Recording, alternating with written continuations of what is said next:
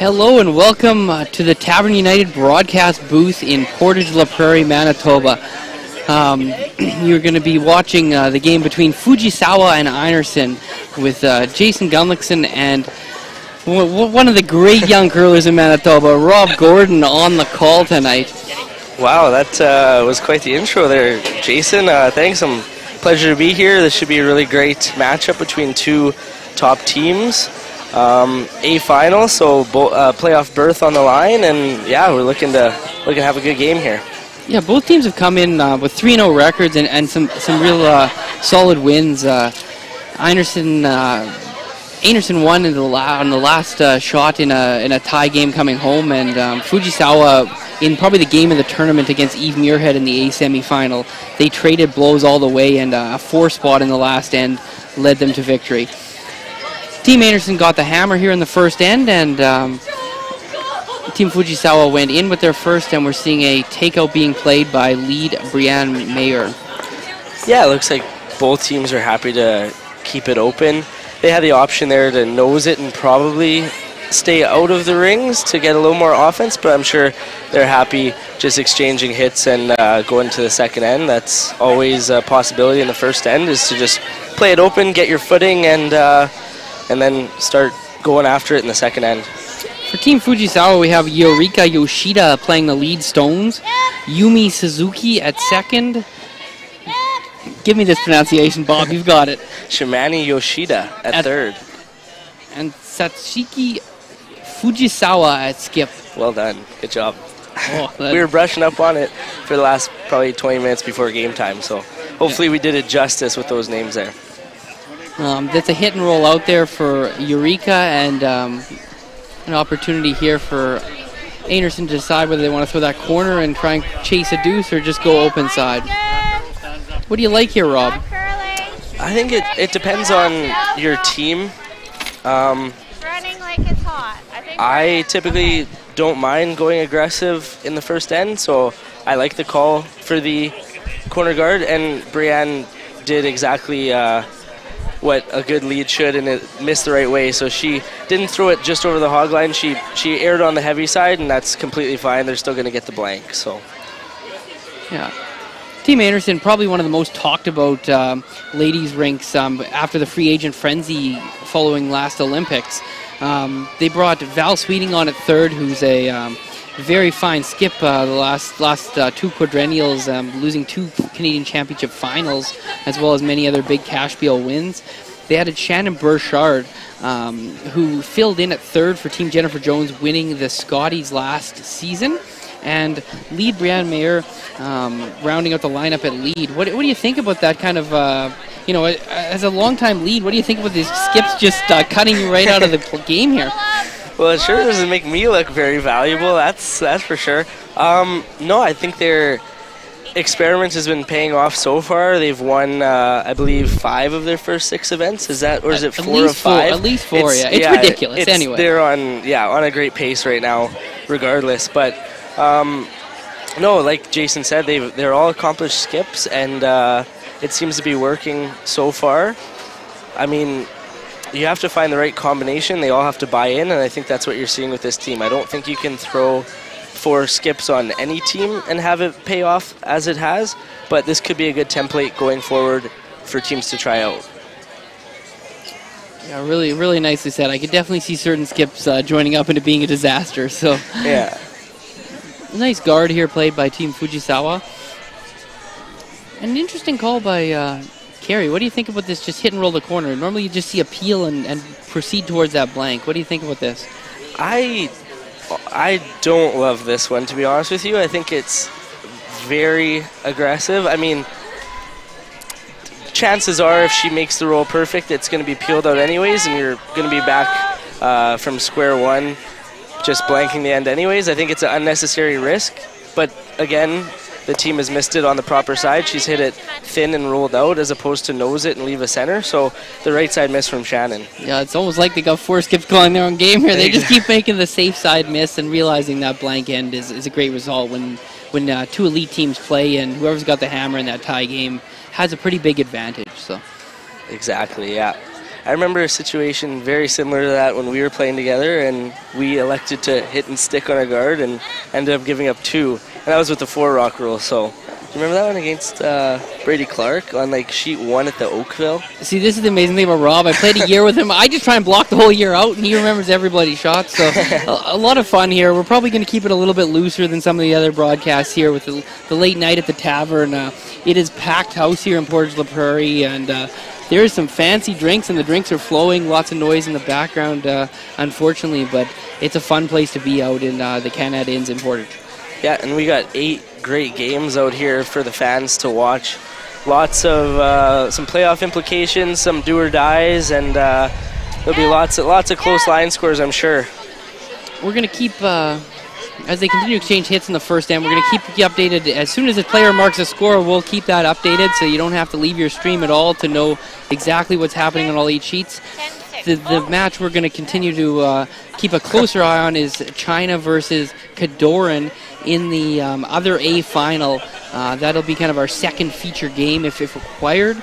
And the rest of the games across the sheet, we have Team Froud versus Team Jim, Team Matsumura versus Team Kerry, Team Roth versus Team Walker in a very lot of firepower in that C game.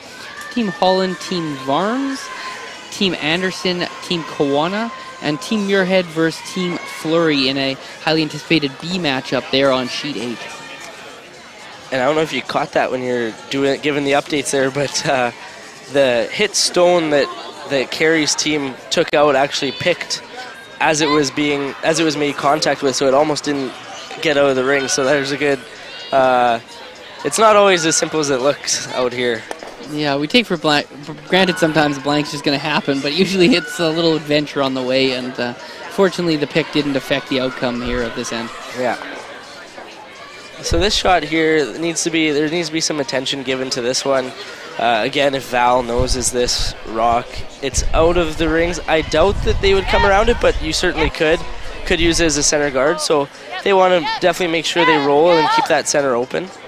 Yeah, I think you'd see a lot of teams just play peel and just make sure they eliminate the rock here, which is what, again, Val ends up doing. So the right side miss. Yeah. We've said it all end.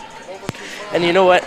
That probably speaks to the great season that they've had is throughout the season, you're not going to play 100%. You're not going to make every shot, but if you're missing the right way, you're going to win a lot of games just based off that fact alone.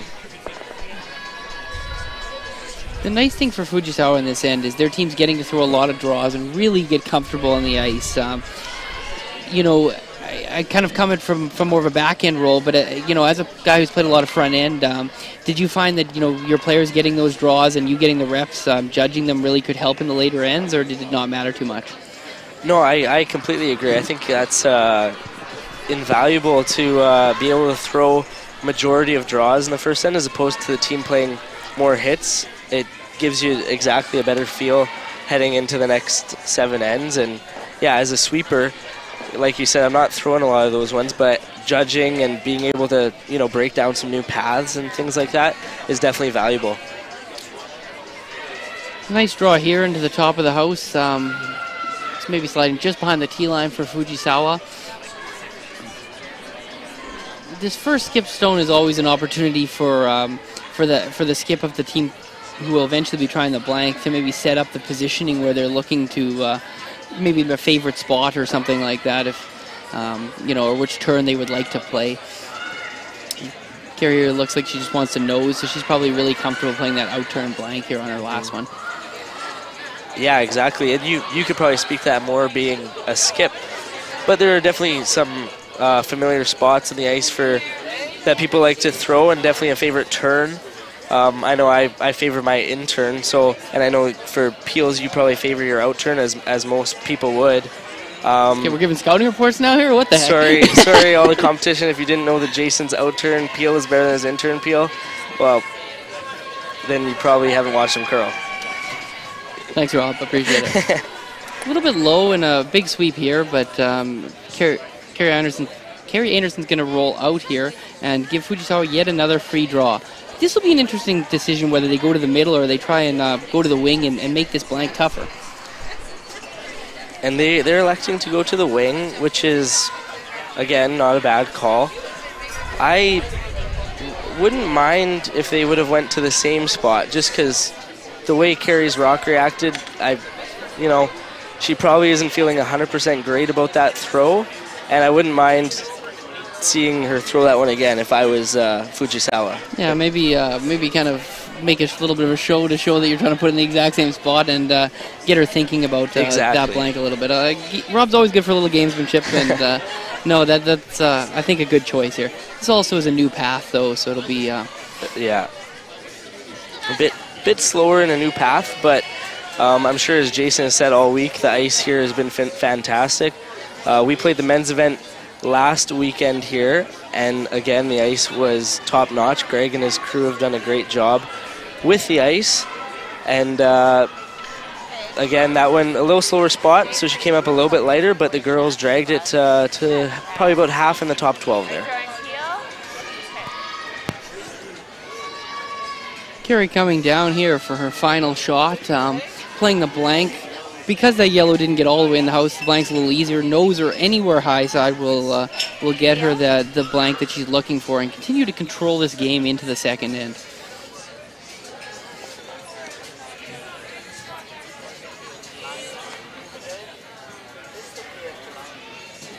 Kerry settling in the hack here for the intern peel.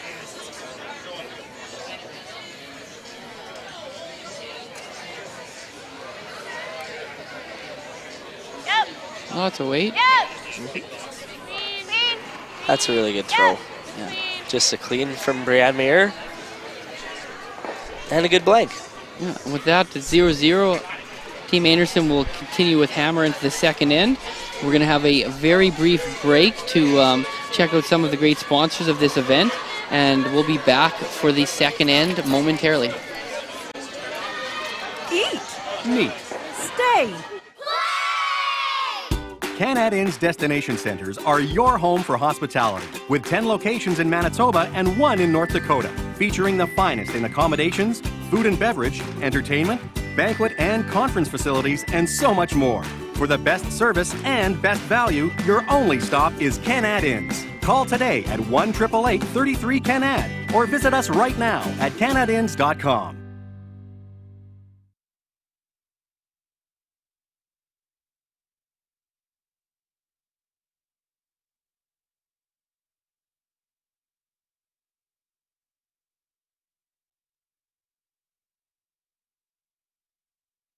Welcome back to the 2018 Canad Inns Women's Classic. The Sponspiel is being played at the Portage Curling Club, ice done by Greg Owasco and his staff. We have arena-like conditions in the Portage Curling Club here, and we have Fujisawa and Anderson in a tight 0-0 match in the second end. In the booth, you have Jason Gunlickson with Rob Gordon on the call of Team Calvert, and here we're seeing a guard call by Team Fujisawa. Yeah, I think this is the appropriate call for the second end. The first end, they both exchanged hits and felt each other out, and now it's time to go to work. And for Kerry, they're looking to score a deuce, and for Fujisawa, they'd like a force or even a steal would be nice. See it probably not an ultra aggressive end. Again, it's early in the game, but we'll see some play around the 4-foot area. It'll be very interesting. Kerry really loves that play around the center guard, so I think you might see quite an aggressive end here after a very passive first end. Yeah, and even you could see the tendency in the first end for Kerry. She had called a couple of pretty straightforward shots, but was calling them pretty aggressively with hit and rolls on guards and the like. So we got a bit of a stagger here, which is not ideal, and Fujisawa is looking to take advantage of that. Eureka here with her second rock, sees that staggered center guard and wants to draw one right into the button. Here they get into play pretty close to that draw to the button path, so it should have a really good idea on weight here. Before the match, both teams get to throw 8 rocks there and 8 rocks back. Oh boy, that's gone. That rock. Not sure if that picked or it must Yeah, have. that was definitely a pick. She's got lots of weights. There, a reasonable amount of weight still. That had to have picked. That's unfortunate. Scrubbing hard to try and get it in the house here at least. Not leave a corner guard.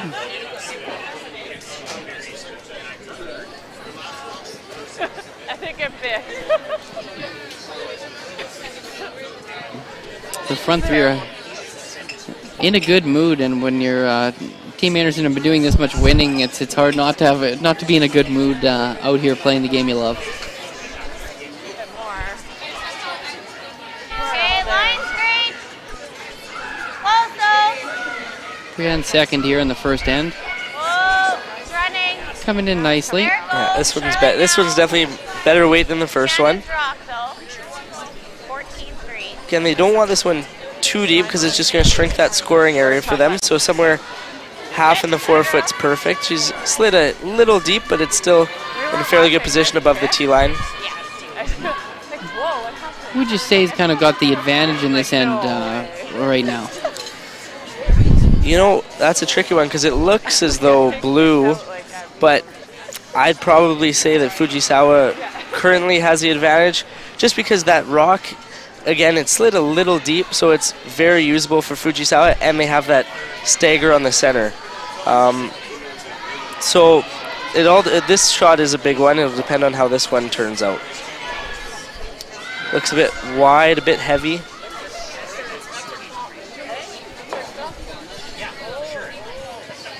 And now it's a green light special for Kerry. That's the ebbs and flows of the game of curling. It could look good for one team 1 second and then be completely the opposite the next. For sure. A little bit of a miss. Still shrunk the scoring area, but now a chance to be too buried and with the hammer here for Team Anderson. We're going hard on this one early. Where? Talk ball! Yes, hard then! Hard! Hard! Hard! I didn't know she had a second gear there on the yell. That was very aggressive. And just see the passion they're coming out right in the first end. On another note here on sheet 8, we got our first update. Team Muirhead with a deuce in the first end. This has been almost robotic for them. Get the hammer, get a deuce, and I think that might be the third or fourth game they've started in exactly that manner. And that was a great scrub from the girls, just a bit light and maybe a little bit tight from Shannon, and they did all they could to drag it as far as it did, and it just rubbed the guard and stayed fully open, barely in the 12 foot, so it's actually a very usable rock for the Anderson team. Yeah, as far as not perfect shots go, it's going to play quite well for them. Nice come around here into the top 8 foot for Team Fujisawa. Further shrinking the scoring area. This will be an interesting call. What do you like here, Rob? I like the tap. They could almost hit it high side and try and run it into the one that Fujisawa just drew in there, kind of spill their shooter into the rock sort of edge 12 foot there. Again, just trying to open up that 4 foot area for Anderson with the hammer. Yeah, maybe like a board weight kind of half rock strike. That would have been my first call, but the tap is a good call as well. A few more updates here. Team Gim with a first and single point against Team Froud to take a 1-0 lead. Over on sheet 5, Team Holland with a single to take a 1-0 lead on Team Varnes. And Team Cadoran jumps out to a 2-point lead on Team China in that other A qualifier. This one's tracking a little bit. Yep, go by it. Yep. We're through. Whoa.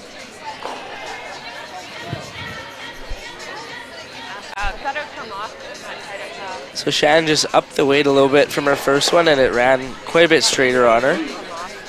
Taps are so tough on this ice that curls so much, because if you don't pair the weight exactly with the line, you end up oftentimes looking silly, even though really that was, probably 3-4 feet from perfect. Exactly, yeah, she wasn't too far off with the weight, and it looks like she hit the broom, but just, again, like Jason said, can look a little silly sometimes when it tracks like that. Just as she settles in the hack here, a quick update. Team Kawana from Japan with a first end single against Team Anderson as they play in the second.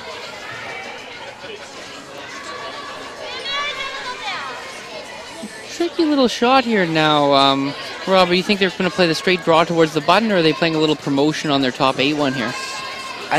I believe they indicated they were just going to draw one top 8-foot. Just maybe a rock deeper than the one that they have at the top of the rings there, and sort of a rock over so it's usable, is what I believe that they indicated, but I guess we'll find out. I always find those shots really tricky to judge, because when you're throwing a straight draw, or when you're throwing a freeze, there's always sort of an objective, but when you're just playing a positional shot for later in the end, I always find them hard to put them in the right spot.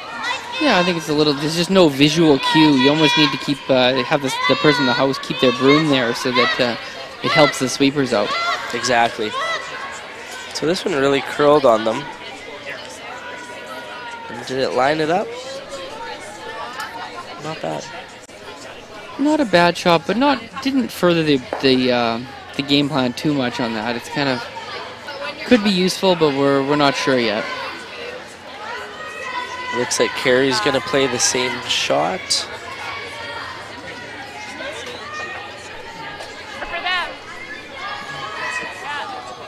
I really like the little half rock, hack weight, board weight hit now that that Rob drew up here for us in a shot ago.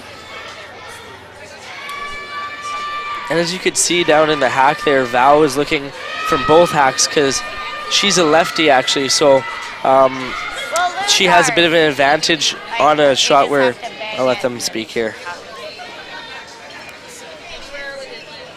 Like, if we come here, like they can't play weight at that. Is there anything if I do this and then I like jiggle those and get another one of ours in? Yeah. I'm just worried if something ever happens, like we're tough to score. Yeah. I don't mind opening it up somehow. Like if we Do you can do like it try that way. running that like onto here? Yeah, I like doing something with. Okay. And try the back. We can try and just. Yeah. Okay. This is probably the dynamic that everybody was super excited to see this this year. Kerry and Val and how they work together. And Val comes with a little more of a conservative background in game calling, and Kerry is one of the most aggressive game callers among her peers. So it's interesting how they work back and forth. But in this case, they've opted for a more conservative shot that Val kind of brought to the table here. We'll see how it turns out. Yeah, it'd be interesting to see how those angles line up when she runs it back onto those top two yellow stones. They're on this one early.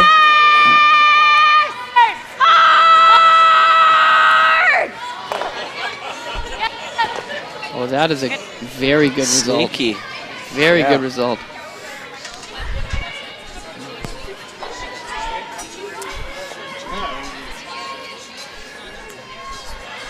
Looked like Val just slid a hair tight on that one down the center line, and the girls were on it early. Yeah, probably still a little fresh pebble there too, a little extra curl just being the second end. Usually for the first couple ends you get a couple that curl more, and then as the game goes on the ice kind of gets more evenly played and more predictable for the players. Exactly.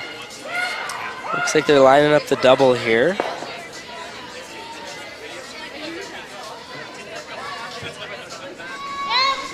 Shimani Yoshida throwing the big takeout weight here. Oh, this looks close. This looks close. Got to curl up a little bit. Oh. Stuff jammed it, but bounced it into the open. Really close to making it. Not a bad shot, not a bad result.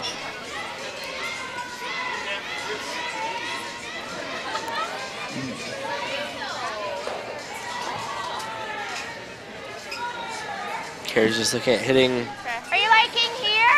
that control weight, Whatever. kind of half a rock and roll the shooter behind those two. They're trying to bring all these biters in as they're trying to bring fifth shot and the shooter in. These ends I always find a little dicey to play because there's, you know, a bunch of your opponent's stones hanging around the 12-foot, and all it takes is one good shot to make them all count and for a big end to be scored against you. little bit more positive release here on the second one. Whoa! It's going to be interesting how the yellows in the middle react to this hit. Great shot. And if that one hangs around, and it does, pretty good shot. Yeah, really interesting spot here now. With 3 blues in the house and, you know, Fujisawa, I think, would have to be careful here, Rob, or do you think this is maybe an opportunity for an aggressive call? Yeah, that's a tricky one because, again, it's the second end, so you never want to be super aggressive this early in the game and take yourself right out of it with a big score early is pretty deflating. But I just don't really see a good shot for Fujisawa to play taking out one of Anderson's stones. I think they're throwing the guard, and I think I would too. That's sort of the direction this setup is leaning towards. I'm not sure if you would agree or not, but I agree. I think you need a tight to midway guard. Guarding shot blue rock actually is probably, I'd say, an ideal position for this one. But yeah, it's definitely Kerry's aggressive play just sometimes forces you to play aggressive as well to counter it, and teams struggle, like Rob said early, to do that when there's, you know, potentially the game could be on the line in the second end, but you just have to be ready for that with aggressive game callers. Kind of like, you know, in the men's game playing a John Epping or someone of that nature. They're going to put the pressure on you. Exactly.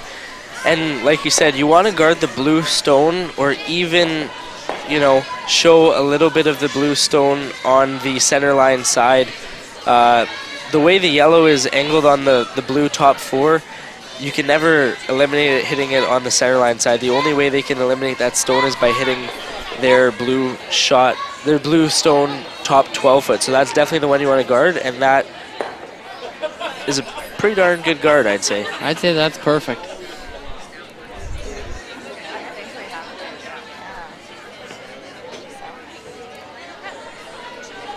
And that perfectly placed guard forces Kerry to not play the hit and to draw around to the 4 foot, and again shrink her scoring area.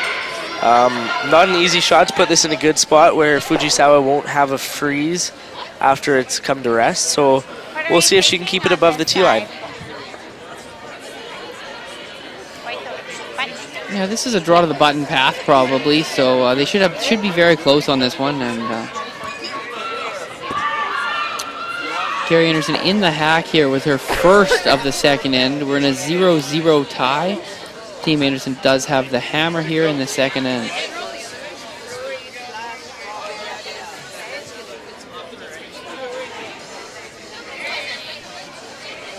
This is one where she's got to be a bit cautious with it. She has to get in a good spot. If she leaves it beside the yellow, there's going to be a crotch double left for Fujisawa to put a lot of pressure on Kerry and make her face 3 with her last stone. So there needs to be a lot of attention given to this shot. It's hanging out, which usually means it's maybe a little bit heavy.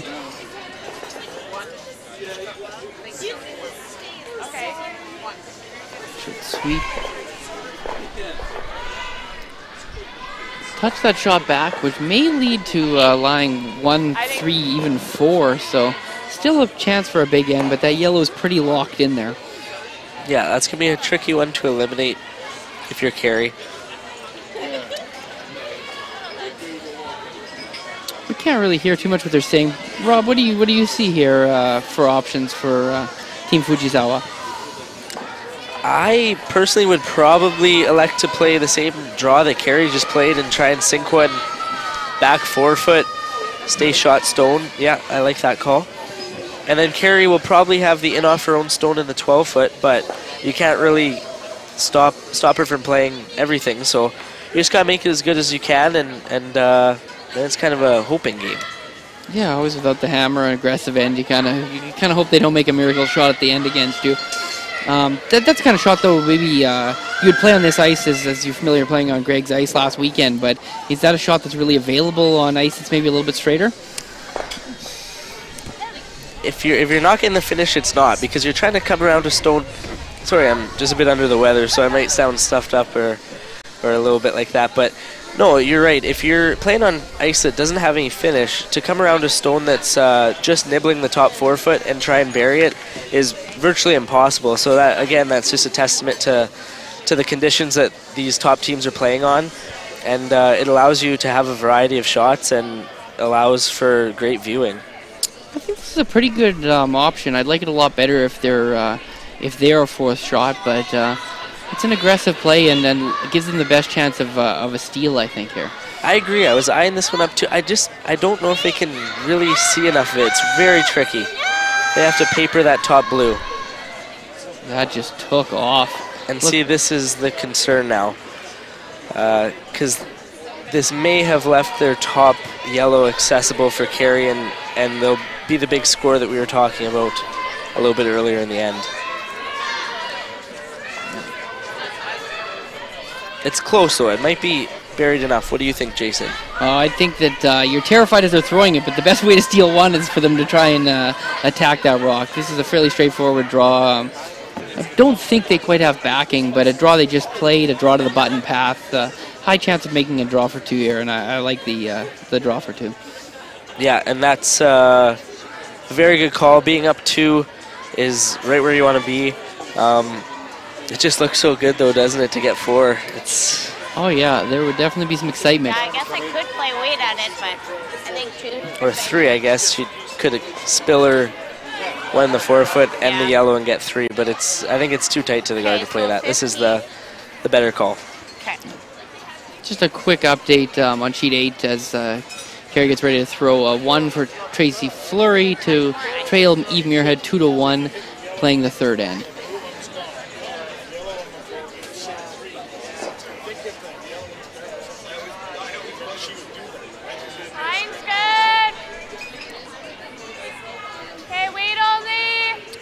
And there's no real panic Still on this running. sweep here. Whoa, running! Wait, running! Line's really good. Wait only. Shannon Burchard and Brienne Mayer just cleaning this one in.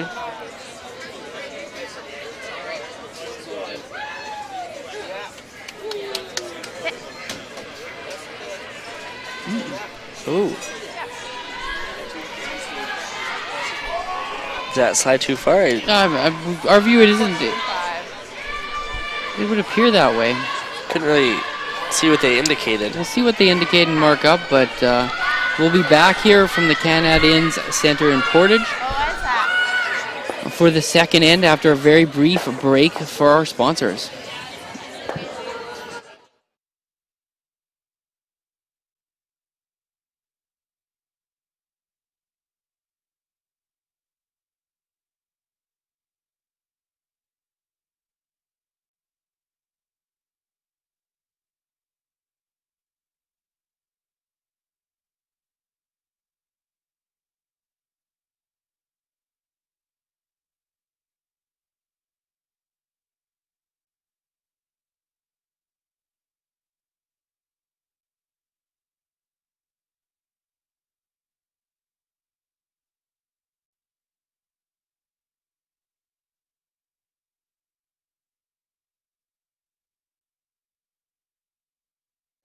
Welcome back to the Tavern United broadcast booth up in the rafters here of the Portage Curling Club.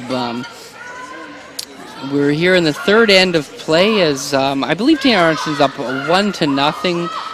Team Fujisawa gets their first crack at the hammer here in the third end. Jason Gunlickson on the call here, joined by Rob Gordon, lead of Team Calvert. Getting the Team Calvert's first invite to the Slam here this week. How are you guys feeling about that, Rob? Yeah, it was pretty exciting when Braden showed us the email that he got from Pierre Charette. We were pretty certain that we were going to be in the Tier 2 event for the Tour Challenge, but I guess a couple teams dropped out and we were promoted to the Tier 1, so we'll take it. It'll be a big learning experience. I've played in a couple myself, and Ian, our second, has played in a couple, but for our back end, it'll be their first experience at a Grand Slam event, so they're really looking forward to it.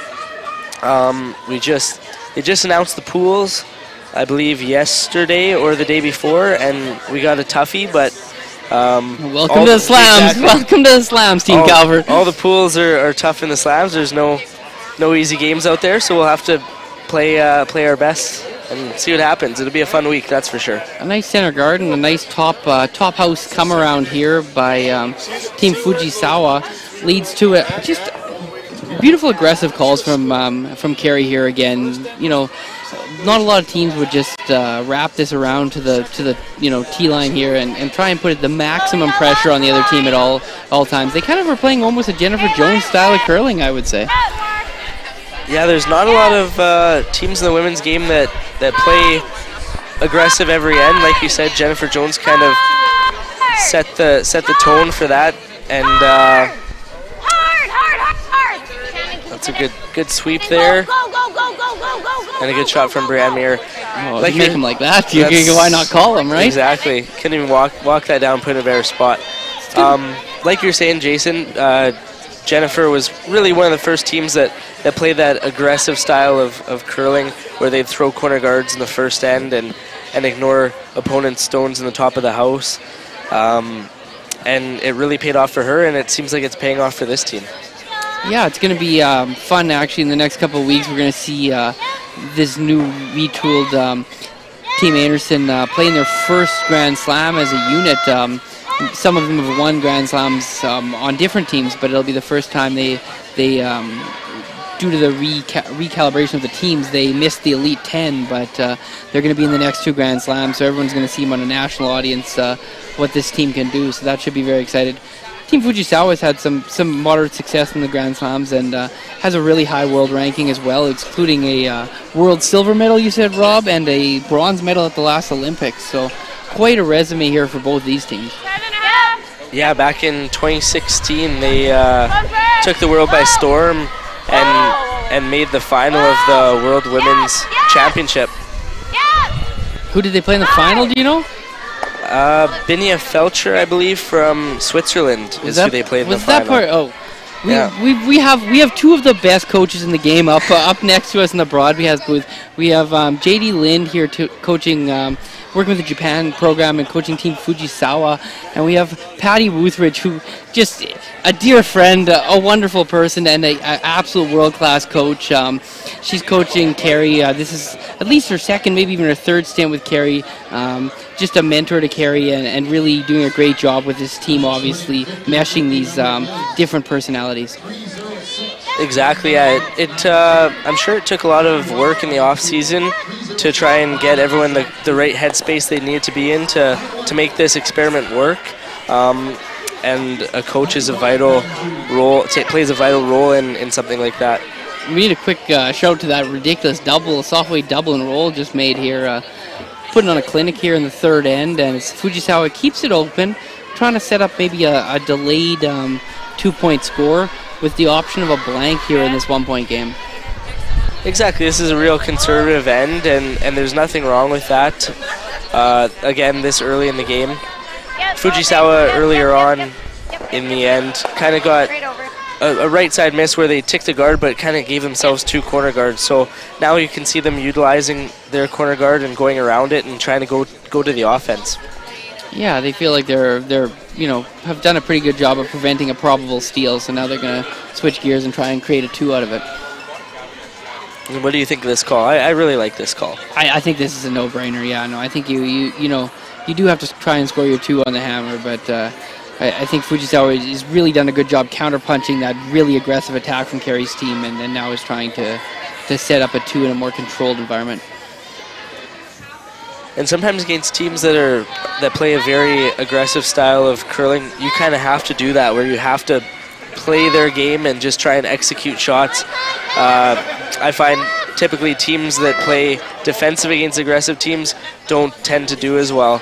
So sometimes you just got to cave in and just go with the aggressive style of play and just make a ton of shots. For sure. Quick little update on Sheet 5. Rhonda Varnes with a single to tie it up at 1 against Amber Holland. And Team Kawana with a steal of 1 to take a 2-0 lead against Team Sherry Anderson from Saskatchewan. A little bit of a miss around the corner guard there by Team Fujisawa, and an opportunity here for Val Sweeting to throw a center guard up on Shot Rock. Yeah, so like I was saying, if you want to go aggressive, you gotta make the shots to do it, or else you're gonna get in some trouble. And this looks a bit deep here from Val, so it kind of lets Team Fujisawa off the hook. They'll probably play the double, and might even have a double and roll here, and then get back on the aggressive, or finish out the end defensively and go for the blank. Yeah, this is kind of, even though Kerry has the 1 point lead, it's kind of like almost the closest to a tie with that 1 point lead with the other team having hammer. It's definitely a spot where both teams know the game's in the balance and could tip on any one shot. So very exciting spot here. Exactly. I'll never forget in this Bonspiel, Rob Fowler had the greatest quote of all time when we played him. We were playing them, us young guys, 18 years old, playing Team Jeff Stoughton in the A qualifier, and Rob Fowler was the third. And we had the lead going into the sixth end. We were up 1 without hammer, and we went top 4 and expected them to throw a corner guard and try and be aggressive and try and get a deuce on us in the sixth end. And they played a hit, and after the game, we ended up losing the game. So after the game, we went upstairs and sat down and talked to them. We said, Rob, how come you guys decided to hit ours top 4? And he said, well, we were winning. And I said, what do you mean we were winning? We were tied. Sorry, we were actually tied at that point. I said, what do you mean we were winning? We were tied. And he said, well, we were winning because we had the hammer. And that really, I never thought of it that way.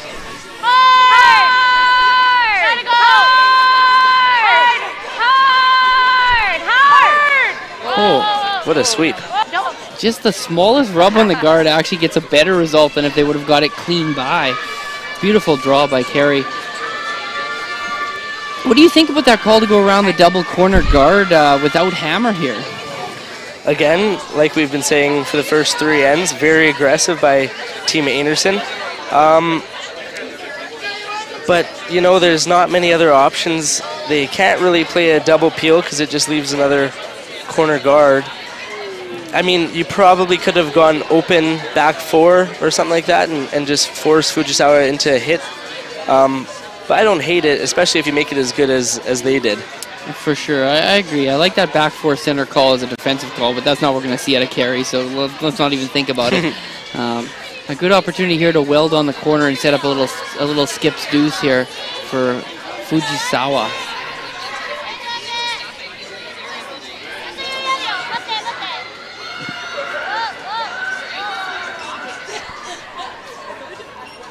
Rock's gliding a little bit. A little bit of a little rub. bounce. Now Kerry's looking at rolling behind and really putting the pressure on him. Make him face 2 behind staggered corner guards. We're in the forefoot. We just have 2. Yeah. But This Jones is okay. I'm just worried about leaving a pocket over there. Yeah. I think, yeah. Yeah.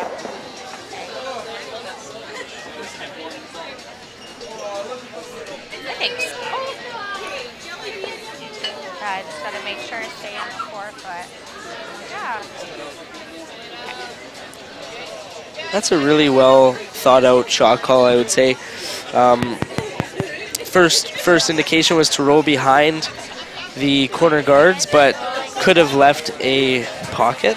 So now they're going to roll open and try and get the force that way. Yeah, it's kind of an interesting situation. First, looking for a control weight out turn hit.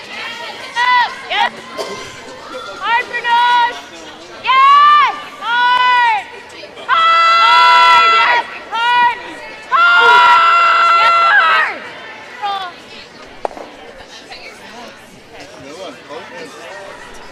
Rolled a little to the inside there, and they've set up this pocket that they kind of talked about in their discussion. So a tough shot to set up a deuce, but still a chance to do that with a nice draw. Yeah, if she can put this one in a good spot, puts a lot of pressure on Kerry's last rock to not give her a shot at 2. Should be a path they now know, I think. They've had a couple down here. Yep. Seen one heavy, one light, so they just got to get it in the middle here.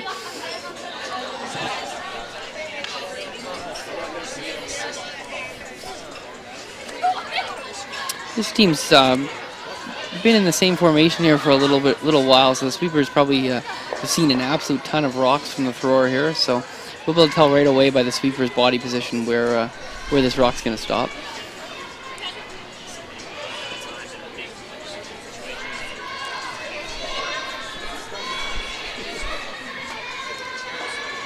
Rock's coming down, looks good. A little bit of cleaning, that's a good sign from the sweepers.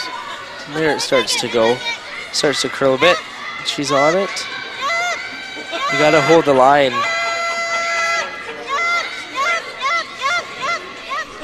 Oh, gets a quick little rub and into the perfect spot. Totally unremovable, and only a perfect corner freeze will prevent the chance for 2 now for Team Fujisawa. Just a great throw and great sweep and just a great team shot there.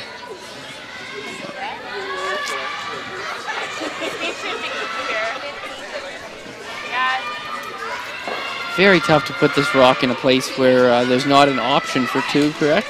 Yeah, like if Kerry puts it on the corner, it looks as though they could run that yellow into maybe a crotch and score their deuce that way. There's certainly options. If Kerry doesn't get shot stone, then they also have the draw for 2. Yeah. Quick update here as Team Matsumara steals this third end to go up 2-0 against Team Chelsea Kerry in that B-side match.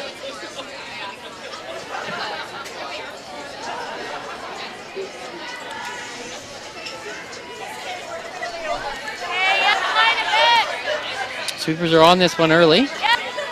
This one's looks like just a bit of a tighter line than Fujisawa's.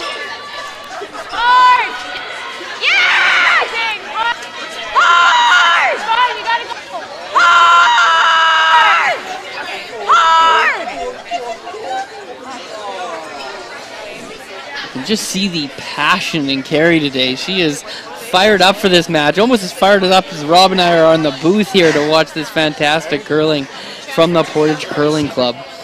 Well, it's a huge game if they could qualify through the A side, because then they get a big break until the quarterfinals, so they'll have a chance to rest, relax, probably throw some rocks out here, maybe have a half-hour practice or so at some point tomorrow, and you're guaranteed a playoff spot, and that's huge. Last weekend, my team in this event played the A qualifier game and lost, played the B qualifier game and lost, and then had to go the C road, and let me tell you, it's not a fun way to go. No, and definitely when you come to that C road, you're going to have no hammer through any of the games in the playoffs. If whoever wins this game will have all the advantages of hammer or rock color in the playoffs, and that can be a big thing when you've got 2 teams that are very, very highly ranked and on a hot streak. The team that starts with hammer is very likely to prevail in a lot of those matches. Exactly, it's huge. And the girls are on this one pretty early, giving it a really good scrub. This path, I don't think has been played for a while, has it? No, well, it's a draw to the button path, but it's definitely sat for a while. And it's curling pretty early. They really got to go. Huge sweep here. No problem, into the top 4 for 2. Great play from the skipper. And we've got a 2-1 lead for Team Fujisawa over Team Anderson after the third end, and we'll be going to the fourth with Team Anderson back with the hammer after these quick messages. Eat. Meet. Stay. Canad Inn's destination centers are your home for hospitality, with 10 locations in Manitoba and 1 in North Dakota, featuring the finest in accommodations, food and beverage, entertainment, banquet and conference facilities, and so much more. For the best service and best value, your only stop is Canad Inns. Call today at 1-888-33-CANAD or visit us right now at canadinns.com.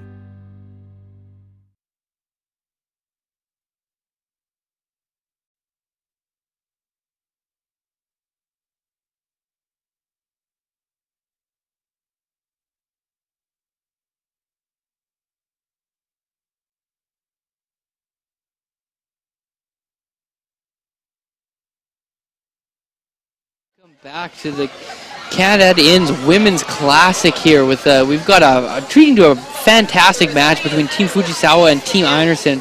You've got Jason Gunlickson here on the call with Rob Gordon doing the play-by-play. We're seeing a guard here by Team Fujisawa's leads first shot, looking for that center guard. So still playing pretty aggressive here, up 1 against Kerry. What do you think about this initial call of center guard, Rob? I like this call. You certainly could go top 4, but it allows Kerry to throw a corner guard, and then the play might go towards the wing. So I don't mind this. Kerry's going to be the first one in the forefoot, and then Fujisawa will follow him down, and we'll start getting that play towards the forefoot. What a great skips deuce by Fujisawa last end, though. Unbelievable freeze, just into a perfect spot, and then makes no mistake with the draw for 2. The end-to-end sweep by the front end. Oh yeah, Rob loves that stuff.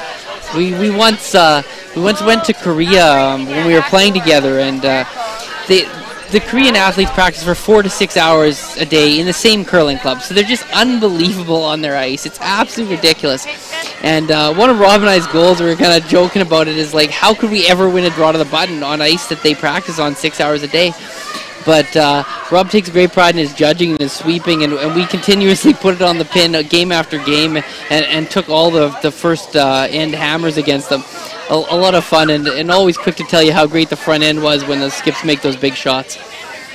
Well, he kept giving us the out-turn draw of the button. That's why we kept putting it on the pin. Yeah. I don't think the last out-turn draw to the button I've seen you miss was against Steve Laycock out here in a C qualifier. Remember that one? Oh, goodness.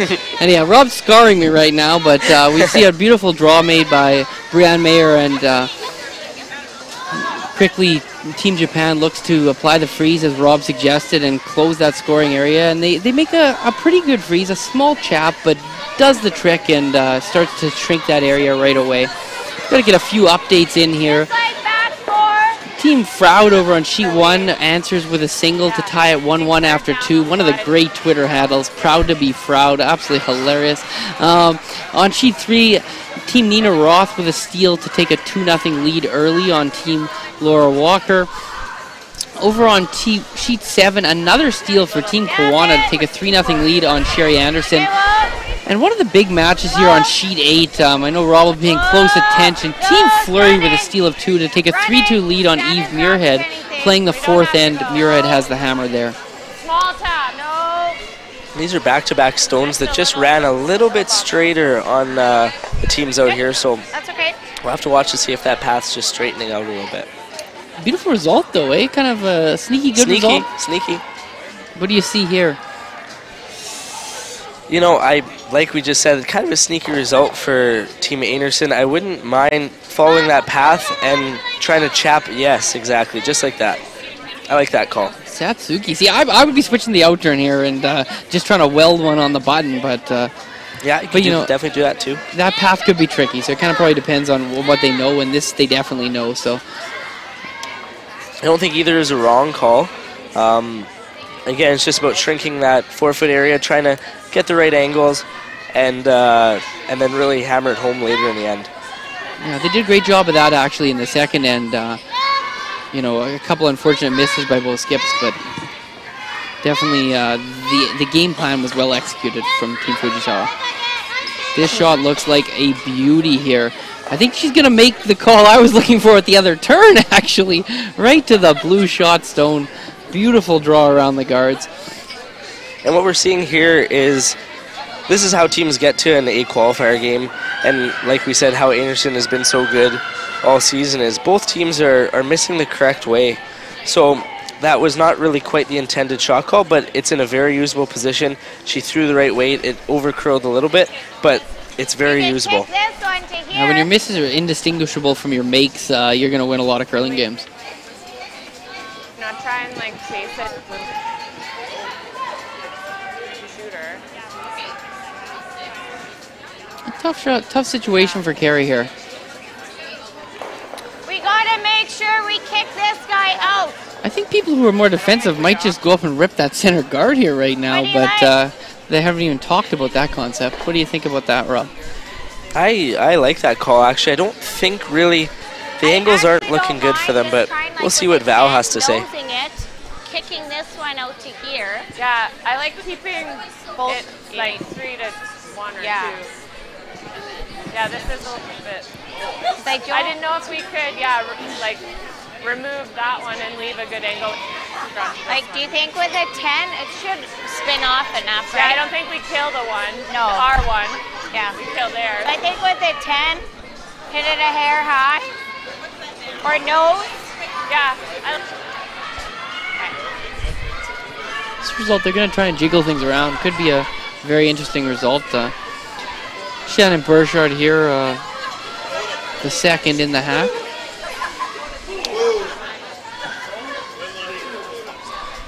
And boy, did she ever have a dream end to her season last year, getting the call up from Team Jones.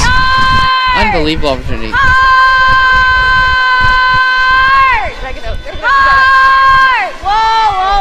See, Shannon curled with me in mixed doubles. She heard me and just peeled to center guard, which is probably by far the best call right from the get-go. So a great result again. That's about the 5th, 6th miss from Team Anderson that I would call a 4 out of 4 if I was scoring at home. So Team Fujisawa now probably going to be forced to throw the guard back up or play a tricky little shot into the center of the rings early in the end. What do you like here, Rob?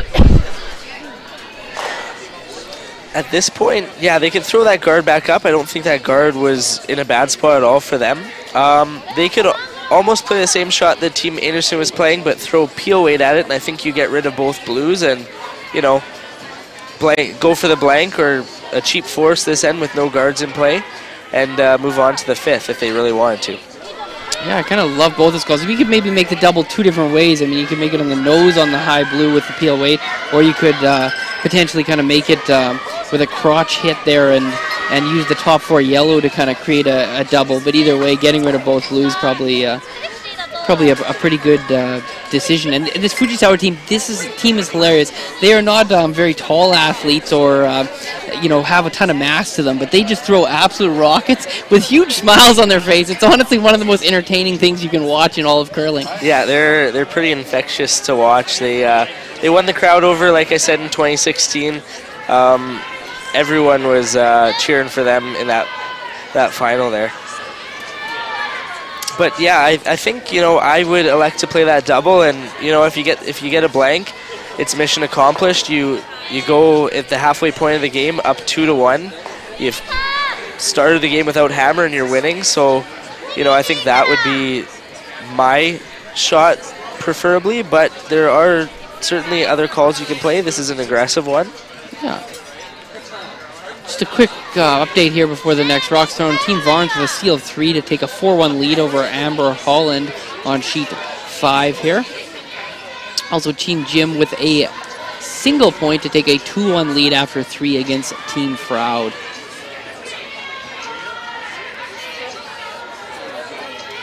They decided on the guard in the end, Rob? Yeah, they're playing to pretty much replace where their guard was before. I like that they've been playing the same turn all end. They know this side of the sheet, so there's no need to change turns. Just play the side you know and try and put the shot in the exact spot you want it. This one's coming a little tight. Into the house here.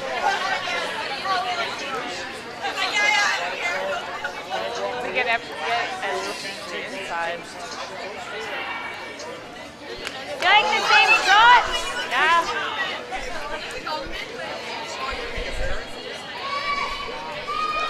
I kind of like the guard. I really love that hit that you called last shot and opening the dumps, but I like the idea of throwing that guard and delaying play here. I think these angles are pretty good for Fujisawa.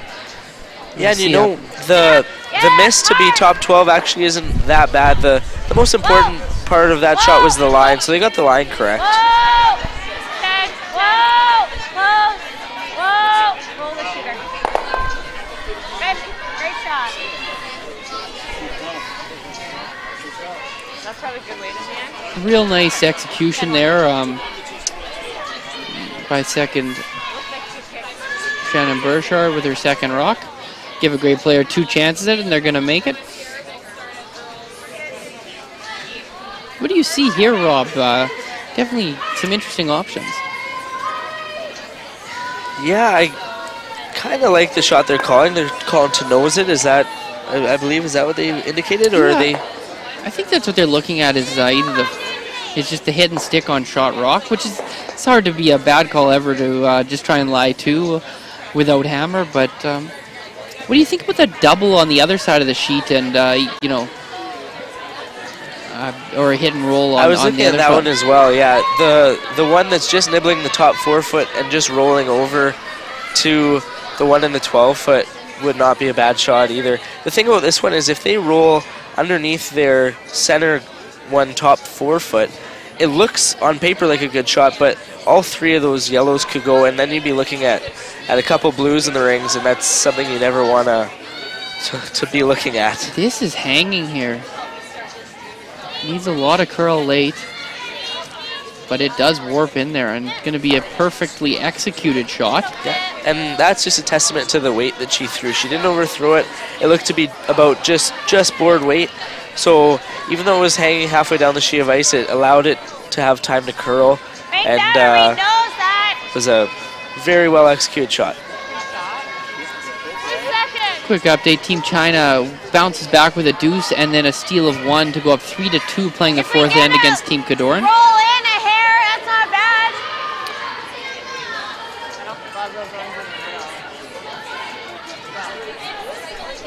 Val's seeing what I'm seeing. You got to get rid of that top 12 rock and try and make one of the 2 doubles. Yeah, I like that shot right there. Try and make that double, and if you can stick your shooter, it's a bonus. Just anywhere on the high side here. A low side hit could be a bit of a trouble, but anything high side, preferably a double, would be great.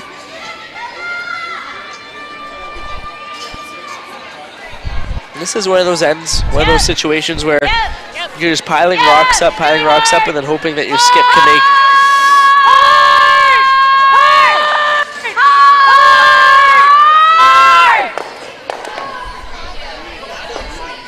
That's pretty good. Another good result from Team Anderson. That's a lot better than I thought what was going to happen. Now, the fact that she made the double in the 4 foot made that jam pretty palatable for blue here. Exactly. She got rid of the danger rocks. Now they have one at the top of the rings that can be promoted, and that's a lonely yellow stone in there for Fujisawa.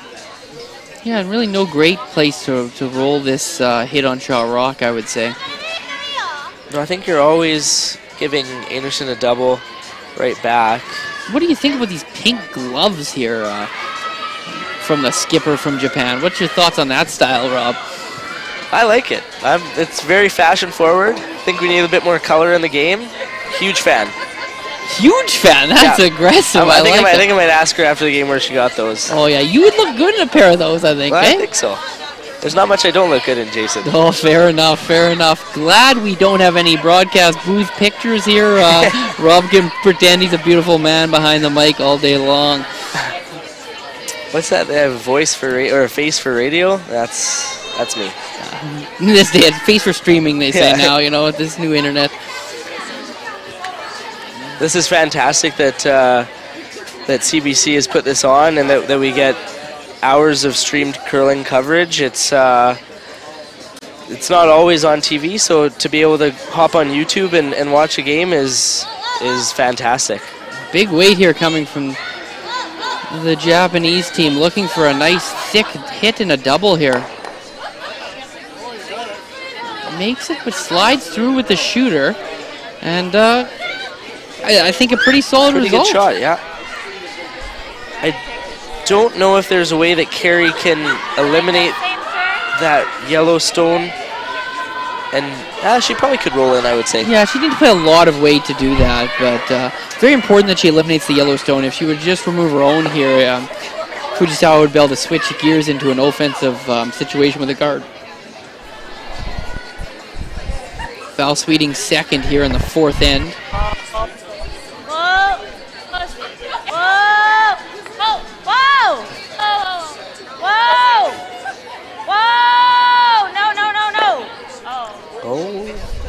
Oh boy. Oh my goodness. Their misses honestly are better than their makes right now. That is a fantastic result.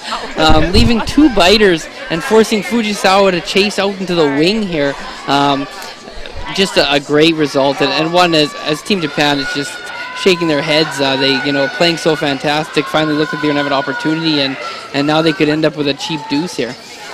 And Val, as she slid down the ice, apologized to the Fujisawa team. That was quite the fortunate break to stick the one in the back 12 and roll her shooter in. But like you said, sometimes the breaks just seem to be going your way. Yeah, she wasn't far off from making it either, so.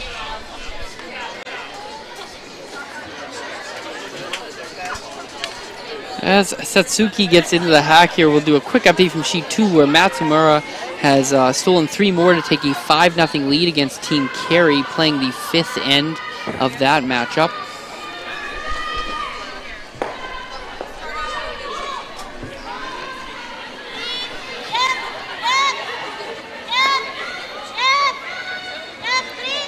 Sweep all the way, but they're cleaning. That's usually a good sign. You want to roll this to a spot where there's no double. And they end up with a very nice location for that roll. Yeah, that was a really, really well thrown rock. I find I'm a lead, so I don't throw a whole bunch of hits, but I always find those in-out hits a bit trickier. I'm not sure if Jason would agree or not, but the in-out hits, no? I don't mind them, but yeah, a lot of players, play a lot of outside-in hits, so the inside-out hit's a little rarer, but it seems a bit more unnatural to me as a lead. I don't throw a whole bunch of them, so it can be tricky. But with a team like Japan, who are effectively full-time curlers, the amount of time they're able to spend on the technical and the line of delivery and things like that, those shots start to become routine for them. Most, even the very, very top Canadian teams, the amount of other factors in their life and their ability to practice quite as much as some of the Asian athletes, it's a little bit less. So they're able to develop some of the extra skills that might not be used a ton, but can be big in situations like that. Exactly. So is Kerry looking to nose this one here, or did you see where they indicated? I'm not sure. I'm just going to wait to see for the result after the last couple here. This is big sweep here.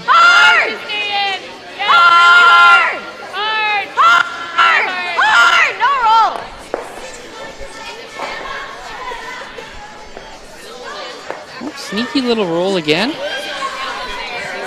Not exactly what they were looking for, but I don't know if with the rock being hard to remove here with the backing, it'll be interesting to see what Japan chooses to do. What are you thinking, Rob? I think that I'd probably just blast this on the nose, make the double, and get the force. If you roll out a blank, like I had said earlier, is not that bad. You'd hate to ever play a draw and leave Kerry a double for multiple points at this point in the game. I'd probably just try and hit it right on the nose.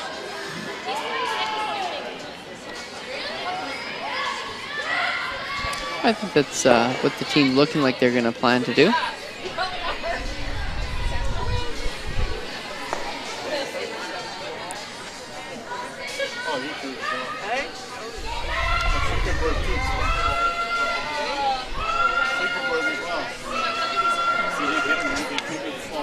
Fujisawa hops into the hack here with her last in the 4th end of a 2-1 game. Playing a bigger weight hit and stick double here to force Team Anderson. Tons of weight from the skipper here. And a nice peel out. It looked like they were playing that high side the whole way from the line call and sweep. Not sure if that really was the call or not. He's definitely conservative. I really like the idea of just throwing a draw there and trying to get a force. I think that that was a pretty good opportunity. But I get what Rob says. You play such a great end, and if you don't quite make it, and Kerry makes a beautiful shot, and all of a sudden you give up 2, maybe very deflating, but a pretty passive call there. Kerry I can't see her missing right now. Even when they miss, they make. So I wouldn't want to leave them anything. For sure. Kerry into the hack here, playing the intern peel weight blank.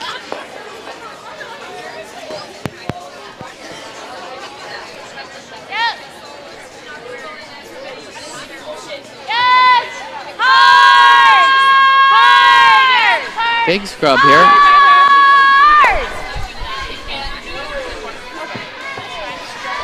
The hit and roll to the wing, but not all the way out, and it'll be a single for Team Anderson, and a 2-2 game here after 4. And Team Fujisawa, for the first time, kind of has control, and we'll see what they do with it in the 5th end after this brief break to mention our fine sponsors.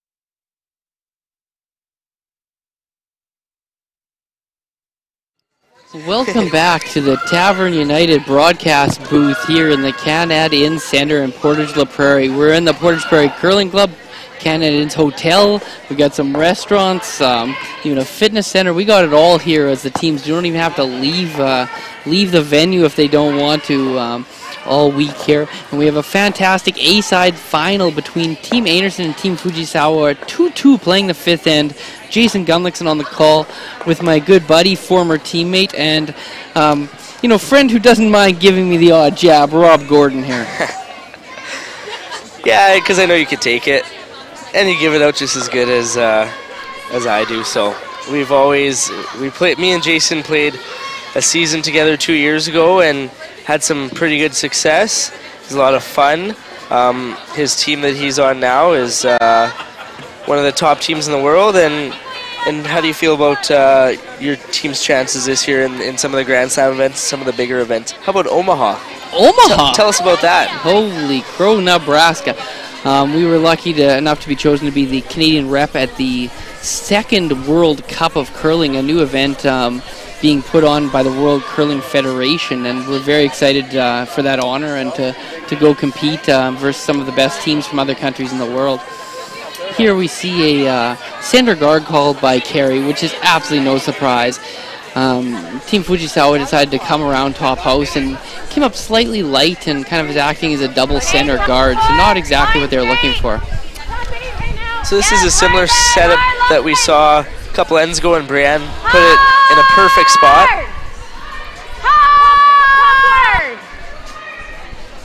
Yep, that's rough.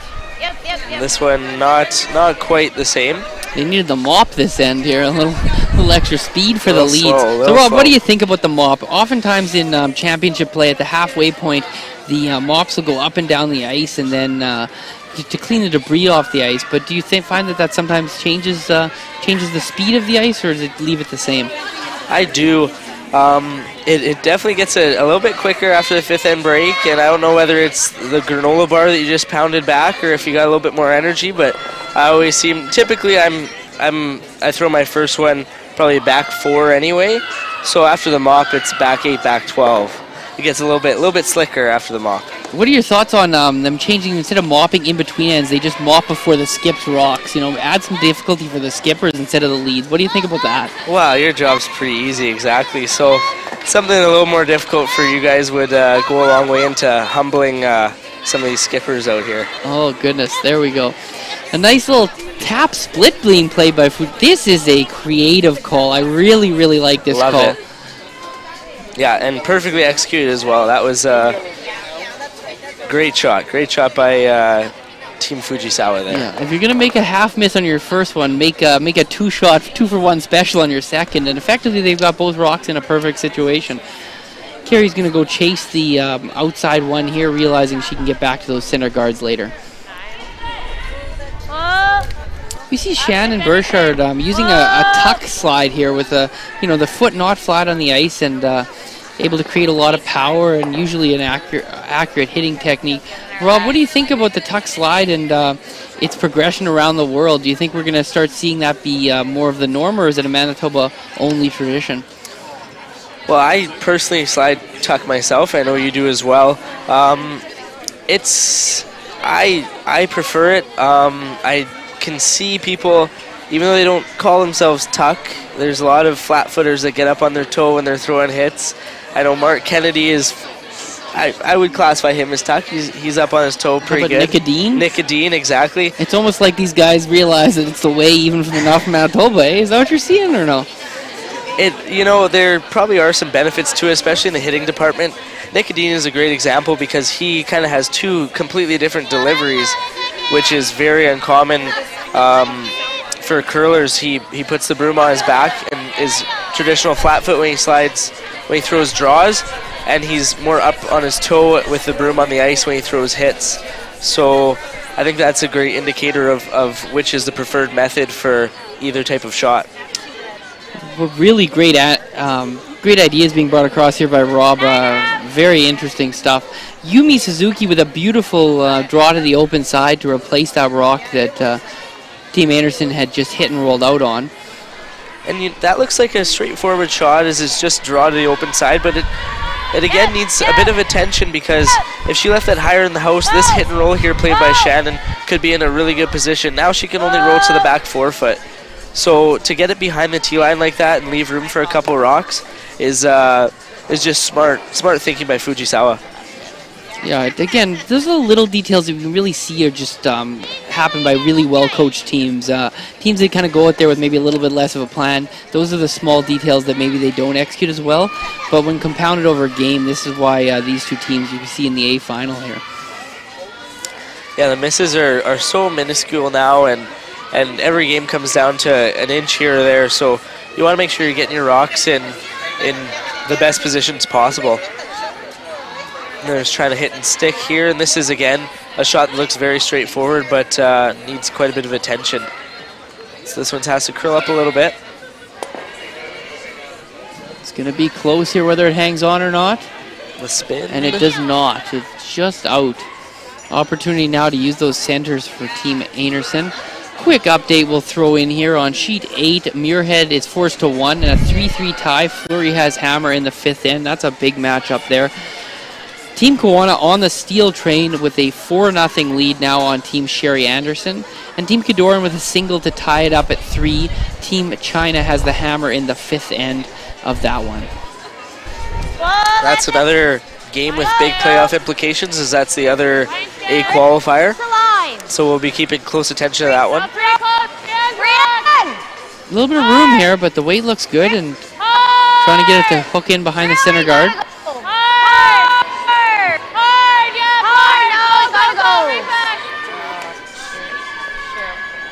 And you know what? For a couple skips, I'm really impressed with the way this front end has been able to sweep. Yeah, earlier in the stream we actually had Adrian Honish on, who's a trainer for Shannon Burchard, also trains with all of Team Gunlickson, but many other athletes. He said he had 32 athletes that he's trained throughout this event, so just one of the gurus kind of physical fitness in curling. And the work that Shannon put in, I think she led the whole troop as far as amount of workouts put in. She put in a ton of work on the offseason, obviously Brienne as well, to be ready for this new role. Yeah, it's definitely a lot different than standing in the house for 8 ends. There's a lot more physicality that goes into it, and you're seeing that with these two. And they've played a lot of events already this year. Nice little hit and roll away from Team Japan. Oh, why wouldn't you play a lot of events when you just win them all? This is true. It's probably pretty fun, I imagine. When it happens, I'll let you know. Quick update here. Amber Holland got a deuce to trail 4-3. Varnes has the hammer in the 5th in that match. Big hit and roll here for Val. They're running out of time. They've had a patient approach, but they need a shot here. She's got a lot of cover to roll under. She's got about 3 rocks worth. This looks really good. Oh, and she just doesn't quite roll far enough. Puts some pressure on Team Japan, but leaves about 2/3 of the zone exposed for that hit and roll away. I thought it was going to roll a bit further. Kind of rolled dead. Yeah. Really good throw nonetheless. Got it about third buried, maybe half buried. It's a delicate little hit and roll here.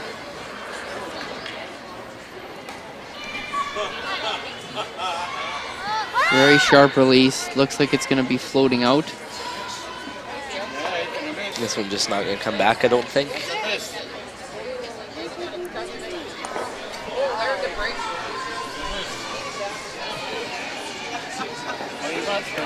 It's maybe a bit sharp on the release. It maybe a touch too much weight, as we saw indicated by one of the sweepers.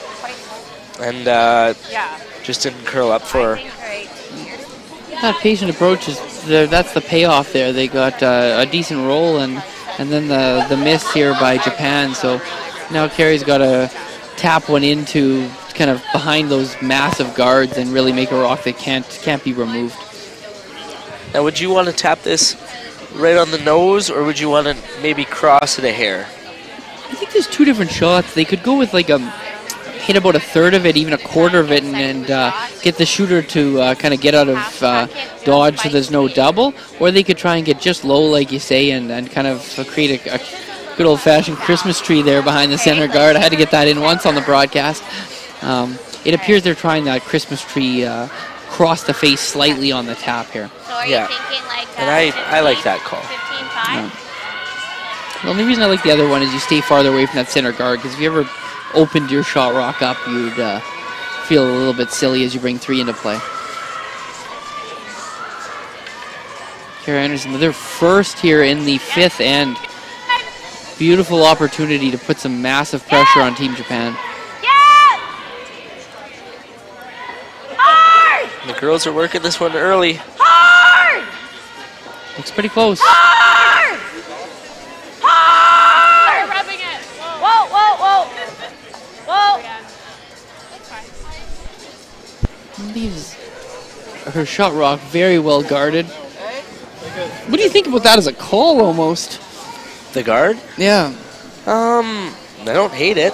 Sometimes, you know, I'm guilty of this a lot too, is I always want to be ultra aggressive and put as many rocks in and jam the forefoot.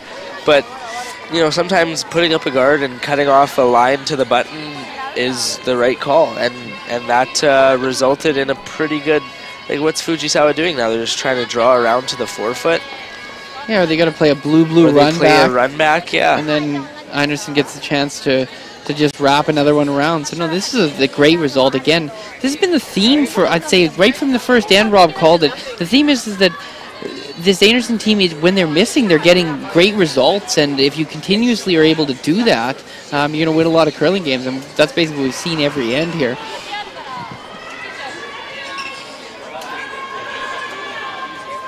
We have our first final here as Team Matsumura with another steal of 3 to take an 8-0 victory over Team Kerry in that B-side match. So that'll move them, propel them along, and drop Chelsea Kerry's team to the C-side in this Canad Inn's Women's Classic here from Portage la Prairie, Manitoba. We're seeing Fujisawa elect to play the run back here. Like Jason said, if this is made, it'll leave a couple of center guards and Anderson can wrap one around again. Still like this call. I think this is my favorite call of the options, but none of the options are feeling that good if you're Team Japan here.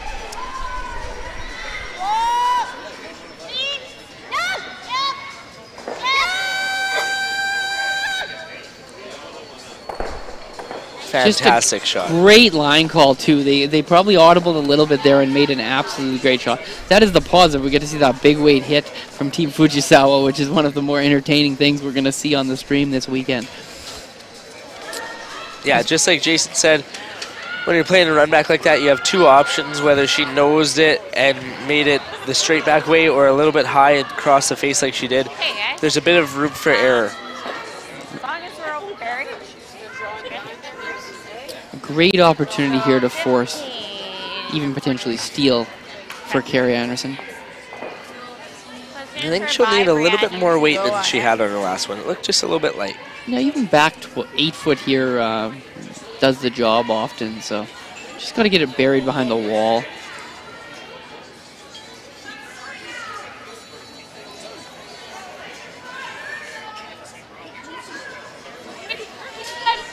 And they're on it early again.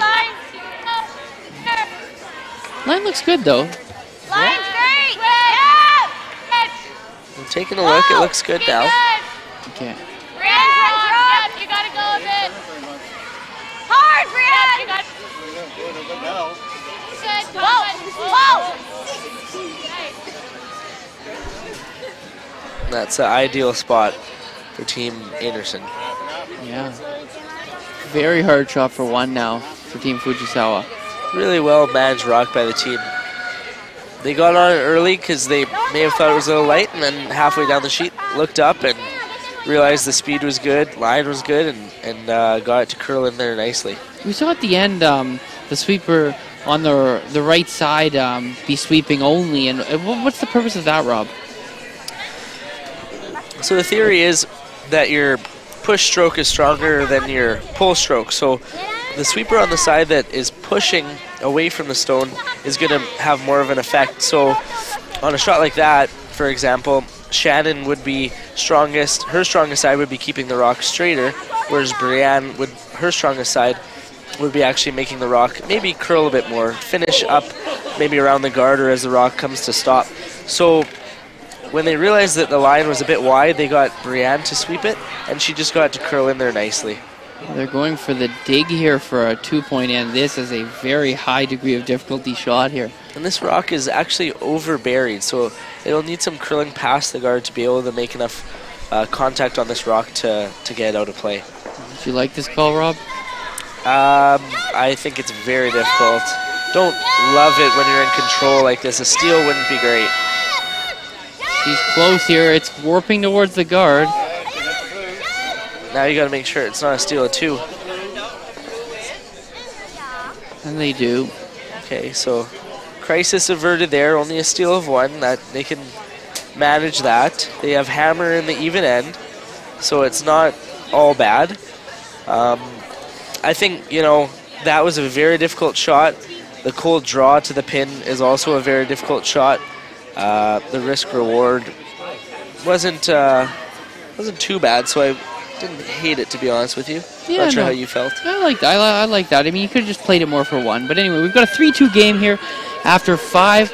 Team Anderson with the slight lead, but Team Japan having the hammer going into the 6th. And we'll be right back after a quick couple pictures of our sponsors of this wonderful event. Eat. Meet. Stay. Canad Inn's destination centers are your home for hospitality, with 10 locations in Manitoba and 1 in North Dakota, featuring the finest in accommodations, food and beverage, entertainment, banquet and conference facilities, and so much more. For the best service and best value, your only stop is Canad Inns. Call today at 1-888-33-CANAD or visit us right now at canadinns.com.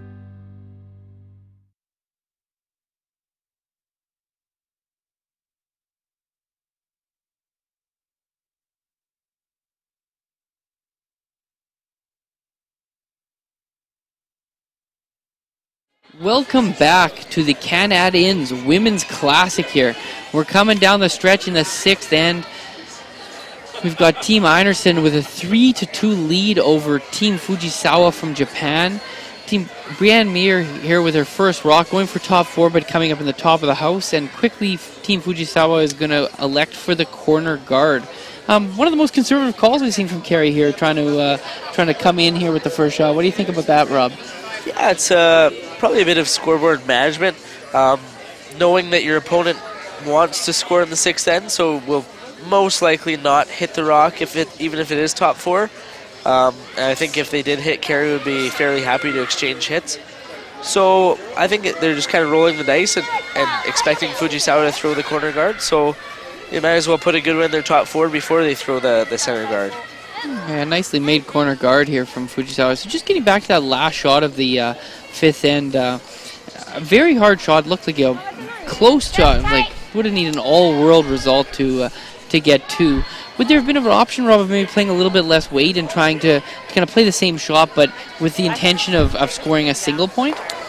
For sure. I think they probably could have taken a little bit more ice and involved the sweepers a little bit more. Maybe throw sort of back 4 weight by itself, and if the line was good, they might have been able to take it there to tap it far enough for 2, and if not, then they at least score 1.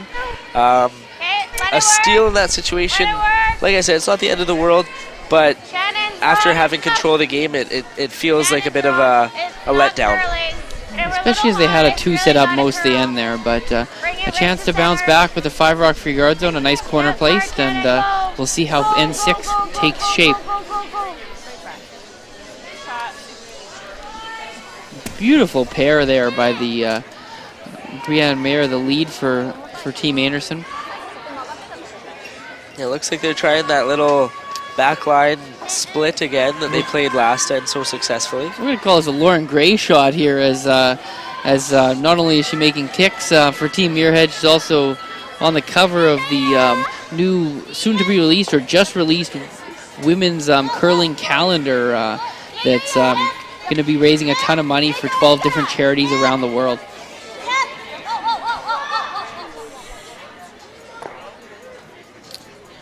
And that's always a plan B, is to tick the guard instead of one of the top 12 and roll in. And that now, might be plan A. Honestly, now they got 2 corner guards. They got one shot stone back 8 foot.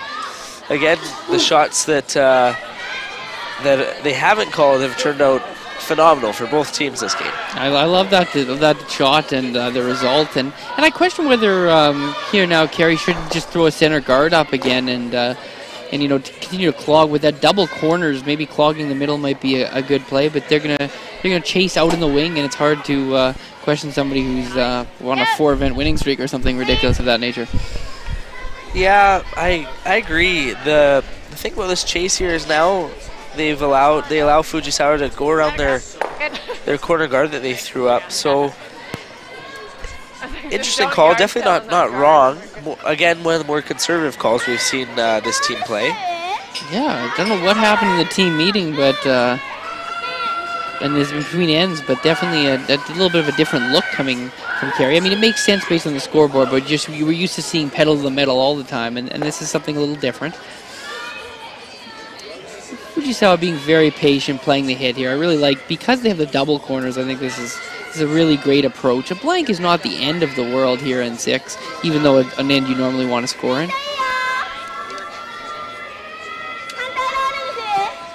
This has a bit of curling to do. And again, just that great weight that they're throwing. Not overthrowing these stones, they seem to always curl up for them. Dead nose hit, and just some quick updates here. Team Muirhead has the mentioned Lauren Gray, who kind of was one of the first players to play a lot of that shot, a tick and roll behind the corner.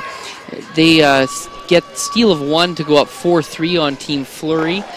Team Kuwana continues the steal train to 5-0 on Team Anderson, and Team China scores a single in the 5th end to go up 4-3 on Team Kadoran in that A-side match.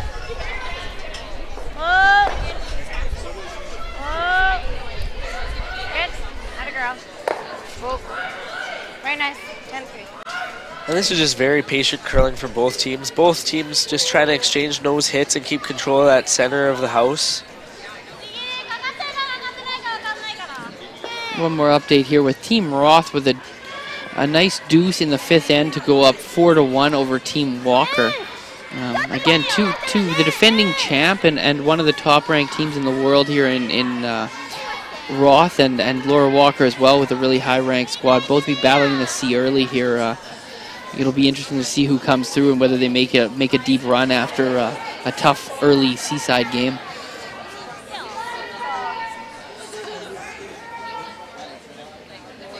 Is this call getting to be too patient, or do you like this one still? I don't hate it. It is patient, very patient. Understand, but patient? Pardon me? You understand, but it's still patient? Is that where you're Yeah, at? I think so. I think this would be the last one that I would do. It is still tight enough, and now I think they're playing the roll behind, so that's a pretty good shot. Yeah, Leaves great result. Short little run back for Kerry. The nice thing here is even if the run back's made, most likely the rock would be just in the house, and that corner guard could be used then, I would imagine.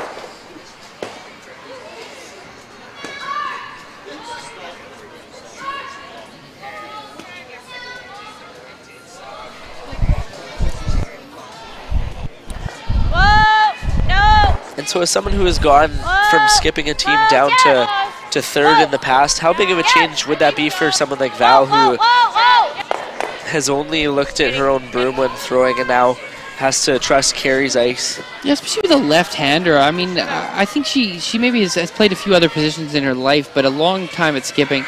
She had a very good run in the mixed doubles with Brad Gushu, and you know, probably I would imagine that pairing, Brad would probably take the lead on the icing, so she probably got a little bit familiar with it in mixed doubles.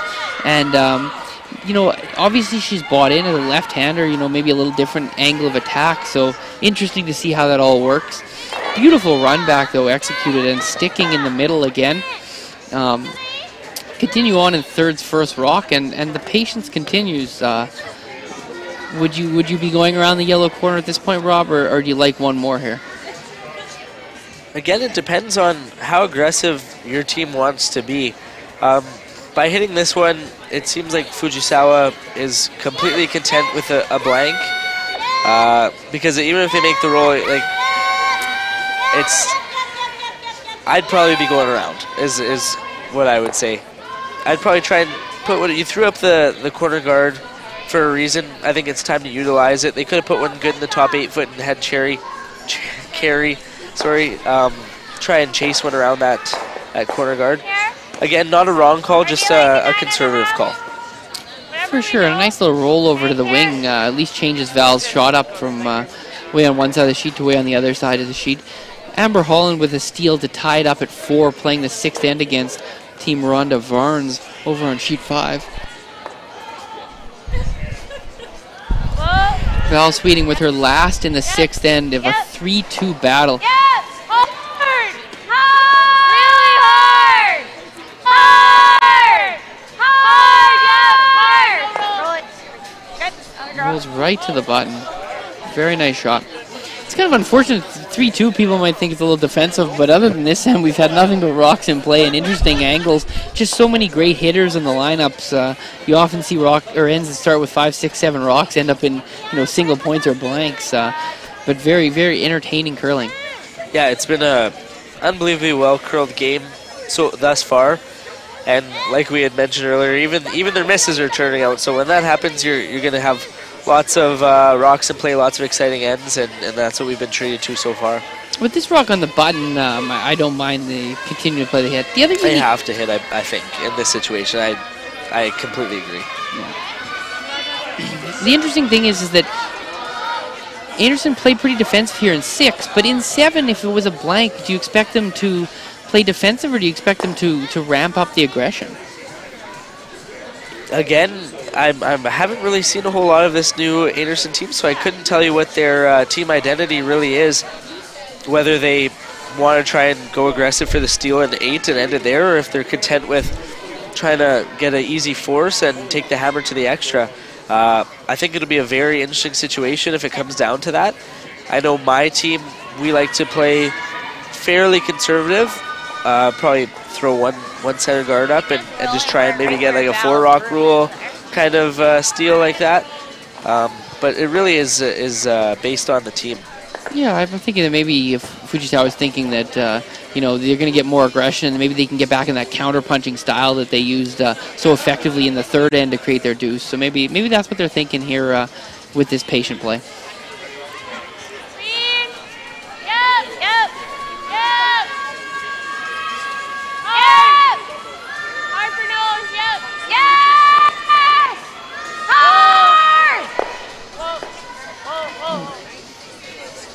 Not quite by design, but a nice hit and roll here behind the corner guard. It's one of those shots where you love it until the freeze is made, I guess, right, Rob? The unintentional perfect roll behind the guard. Exactly. If the freeze isn't made, it's a great shot. If it is, then Kerry's in a bit of trouble.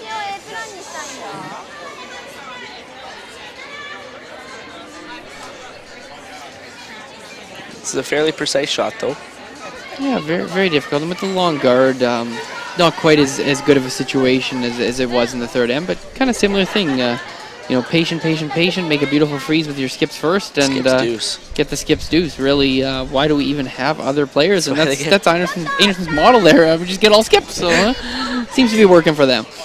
Is it still a skips deuce when all 4 of them are skips? I don't know. I don't know. I think all deuces are skips deuces at that point. Eventually, we'll call the other players by their current position, but for now, we get to call them skips. It is quite remarkable, Team Anderson. Brienne and Shannon Burchard both were at the Olympic pre-trials as skips. Obviously, the back end, Kerry and Val, have been top skips in the game for a long time. So joining up as a foursome probably wasn't an easy decision, but like we have been saying, it's obviously paid off so far. I love that Rob loves that pink glove there on the non-throwing hand for Fujisawa. Freeze is looking quite close. Might be a slight overcurl, but big brush here by the front end. Huge scrub here. And just the slightest of overcurls. Really great weight. Lost the line just a little bit. She's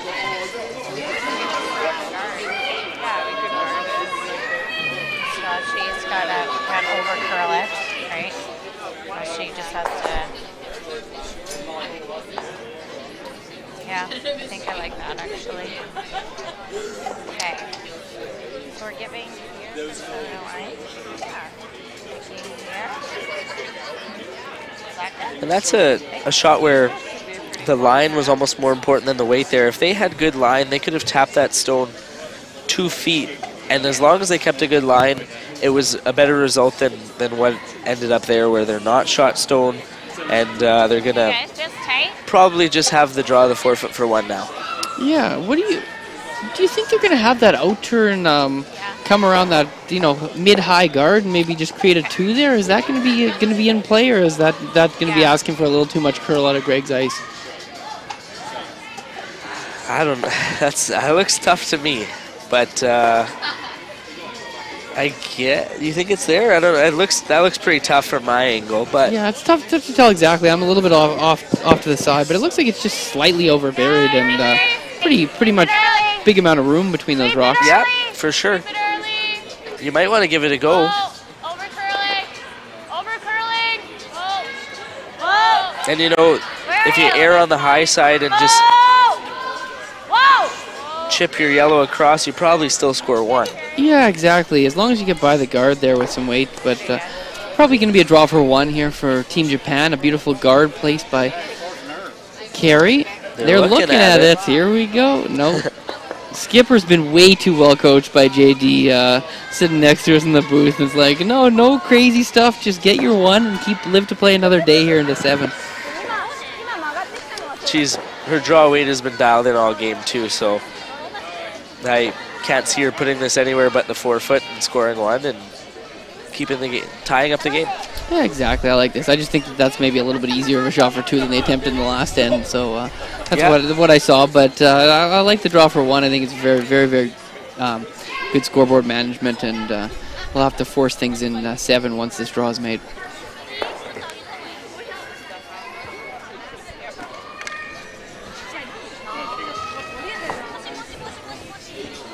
Satsuki Fujisawa in the hack here. Olympic bronze medalist last year in a big game against Eve Muirhead. Surely a upsetting loss for the Scottish squad, which was one of the best teams for that whole quadrennial in the rankings, and finished just outside the medals.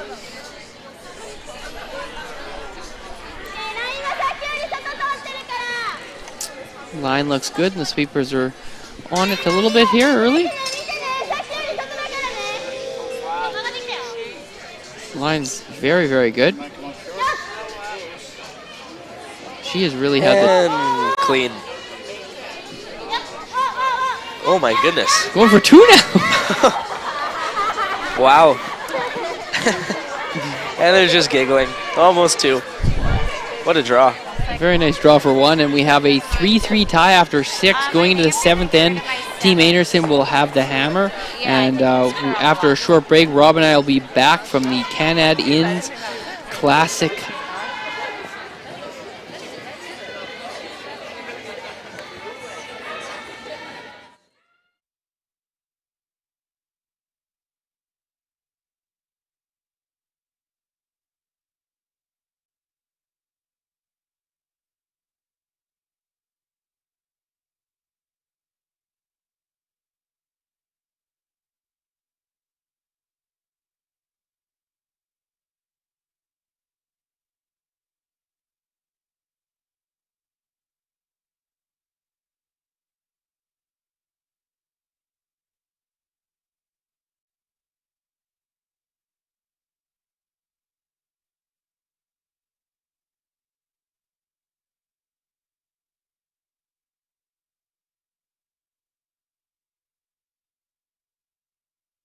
And we are back from the Tavern United broadcast booth. We're covering the Canad Inn Women's Classic here from Portage La Prairie, Manitoba, and we are being treated to a complete show of curling. It's almost like a video game out here with everybody making fantastic shots. A nice draw for 1 to the forefoot by Team Japan to tie this match up, and we're going to get to see a very fun 7th end where most likely both teams will bring a fairly aggressive approach, I would imagine.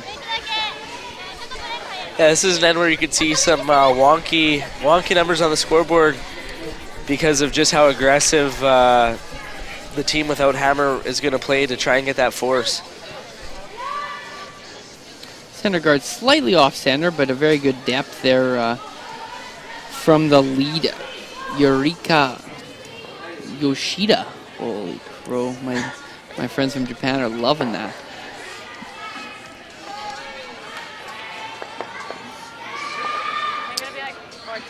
Quick little update before this draw gets thrown. Team Frau with a steal to take a 3-2 lead over Team Jim.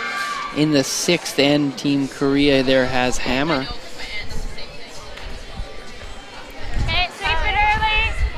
And so that center guard didn't end up in the best of positions as it's close to halfway and it's off the center line. So it'd be very difficult for Fujisawa to put a second center line guard in a good spot where they won't leave a double peel.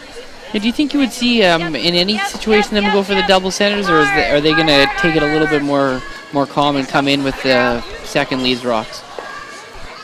I think there are teams that would play a second center. Again, it just comes down to your team identity and how aggressive you want to be. Right now they're tied, so it's not even a deuce is not out of the question to come back and get a 3 or 2 and steal coming home. So it's again a how defensive or how aggressive you want to be.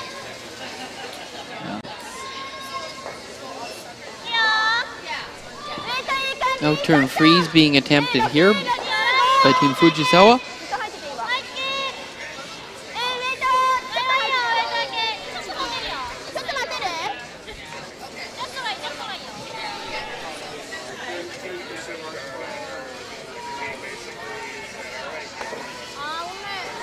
A little bit of a tap back. That's kind of an interesting shot. Got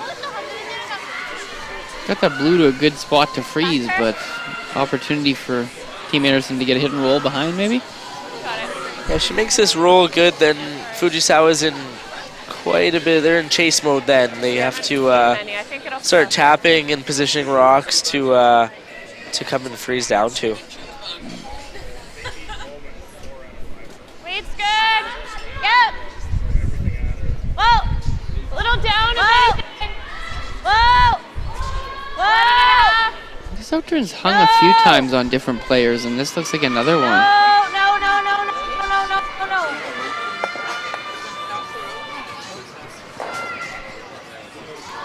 And she can't quite get out of the 8-foot, so it's still second shot. Anderson lies 1. Yeah, I completely agree. That spot on the ice has been a bit tricky. It's fooled a couple people. Yeah, beautiful sheet for the players to play on, but that does seem to be a little bit of a straight spot, or they're just not reading it right. Because I think we've seen about 4 or 5 rocks hit higher than they were looking for. This is very much going to be the litmus test here for how aggressive Team Japan wants to play in this end. Definitely could play around the center guard here and play a more aggressive style, or they could play this hit, and leave the middle fairly open. What do you like here, Rob? I like this hit. The center guard really isn't good enough, I don't think, for them to effectively play around it. It's off center, it's high. So I think take your chances on the hit and roll. If you don't make the roll, at least you're sitting 2 and putting pressure on Anderson that way. Big scrub here as this rock curls across the face of the target stone. And just the slightest of overrolls. Beautiful little shot though there to very good, yeah. To hit and roll, mostly buried and make Team Anderson play in a spot that we've just said has been a tricky shot to play. So nice little shot there. This is kind of the MO of the game here that we've seen. Both teams playing very tight to the chest here. I would say conservative aggressive is kind of the way the game's been going today.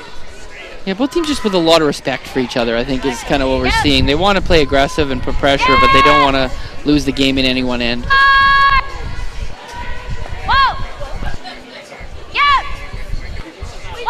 Oh, this looks like it might be a peach. And a little soft weight beautiful double. shot. And lies too. That's a big. Even though that yellow's a biter, the fact that the top blue is out counting it puts a lot of pressure on Team Japan. A couple quick updates. Anderson gets on the board with a single to be trailing 5-1 against Team Kawana. A steal of 2 in the 6th by Muirhead gives them a 6-3 lead over Team Flurry playing the 7th end. What do you like here? This is an interesting spot. Again, I don't hate this call. You could come down and try and just sink one top forefoot, kind of leave it half open on the center line side, so there's a jam possibility. But like we had been saying all game, this is kind of the style of the game's been going. Sort of, again, like you said, respect for Anderson. You don't want to give her a big shot for a big end because she just thrives on those. So they can handle a 2. A 2 is okay, especially with the new 5-rock rule. Getting 3 coming home definitely isn't unheard of. Yeah, I didn't mind hitting the wide one there, but you know, just trying rolling in. Yeah. Yep. But again, the blank really doesn't get you much play here, so pretty good call and nice little execution. Left a little piece of it buried here, and Shannon will have to chase again on this outturn. Both teams are throwing beautiful downweight hits right now. They're not overthrowing the spot, like we said. The spot's fairly straight, and as you can see, Shannon is throwing no more than board weight, and well, this is just a little hack weight or sweet little slip roll. under. Beauty. That's a shot. Yeah, this is one of the ones that they made it so good that they forced Japan into a more aggressive shot, which probably isn't the worst thing on this scoreboard. I really like a freeze here behind the center guard to set up a later double to create a steal. What are you seeing, Rob? Yeah, I'm with you on that one. I think if they could lock a freeze in there, close that scoring area, and put some pressure on Team Anderson, because they always have that one at the wings to come in off of. Now that they're playing it now, if this shot is missed, either thick or thin, where there's no contact on the Anderson stone in the forefoot, then Kerry can sink one in there again and really put some pressure. Now they're looking at giving up 3. So this is an important shot here. Looks to be close. Hit. Oh, well, you could do that too. You could make the freeze and the double kind of shot there. Yeah. That's not bad. All right, well, I'll just retract everything I just said. Just be good. That's the name of the game there. Good results. Still an opportunity, though, for a mostly open rock to hit and lie 2 for Team Anderson here. Playing the 7th end tie game. It's an interesting spot. They're definitely looking for 2, but a blank would also be good.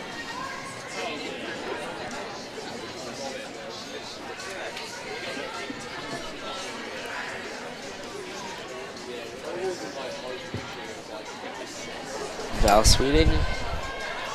Little lefty with her first and 7. They get this all backwards. They're both digging with their out turns. Yeah.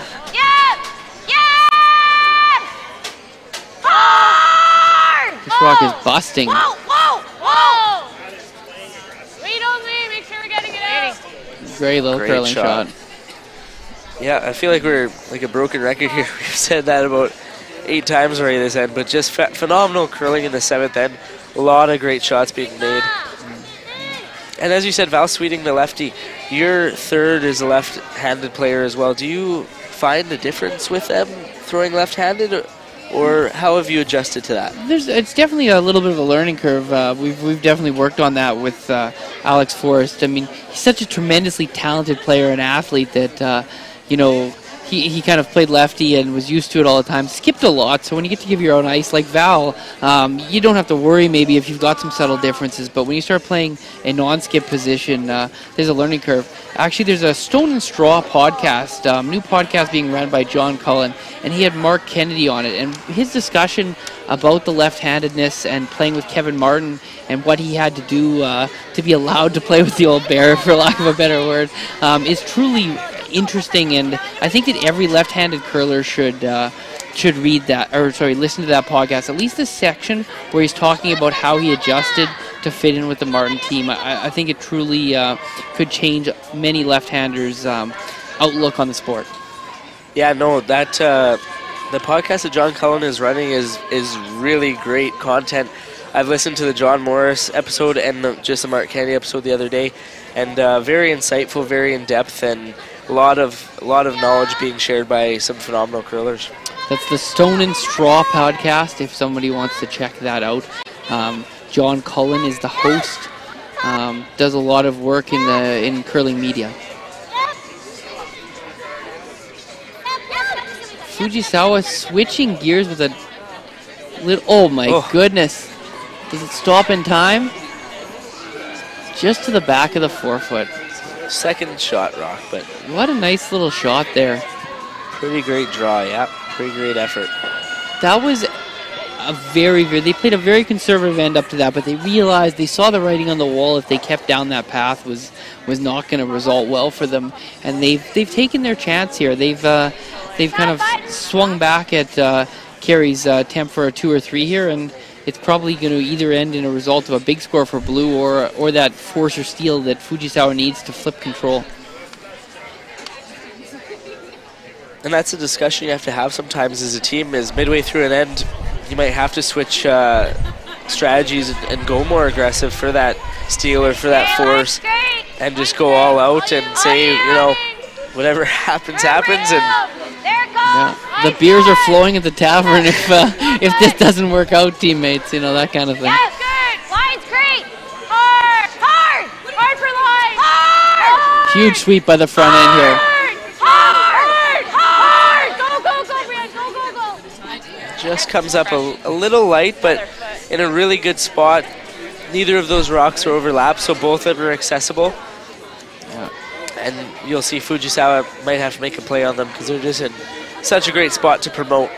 Yeah, a little bit less sweeping, and that thing stops 3 inches shorter, staggers, and it's a golden opportunity for Fujisawa. But that's where all that work, and there was a lot of motivation, I think, for this team. They knew everyone was going to be watching them with their different creation than some of the other teams historically have done. I think that really motivated them to be in the absolute best shape that they can be for the front enders. Exactly. I'm sure they heard a couple of people say, well, skips can't sweep, so they're out there to prove people wrong, and so far they're doing that.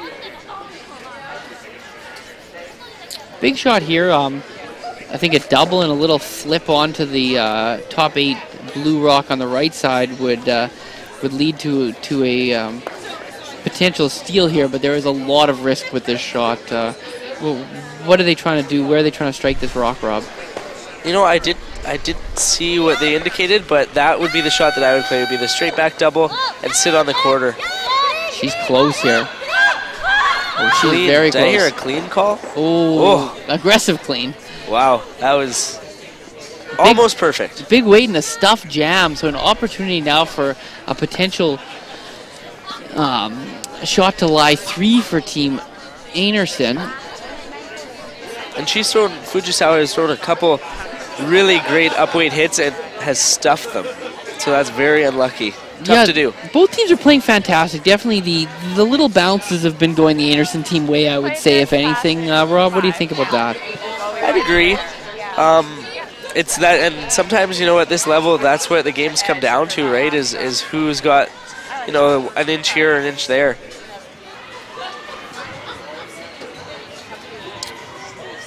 I like this switch to the out turn here. I think there's a little bit more room. You may always give Fujisawa a perfect in-turn draw to stop your big end, but I think this is just a little bit higher percentage. Yeah, and she can come down to the Fujisawa stone and use that as backing or tap it back to lie 3. Definitely a lot of upside on this shot here.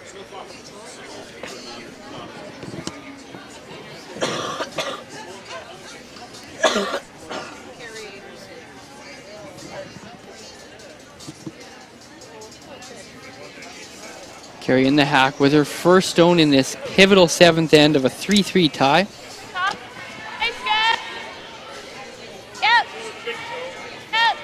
Supers are on it early, but they seem to like it.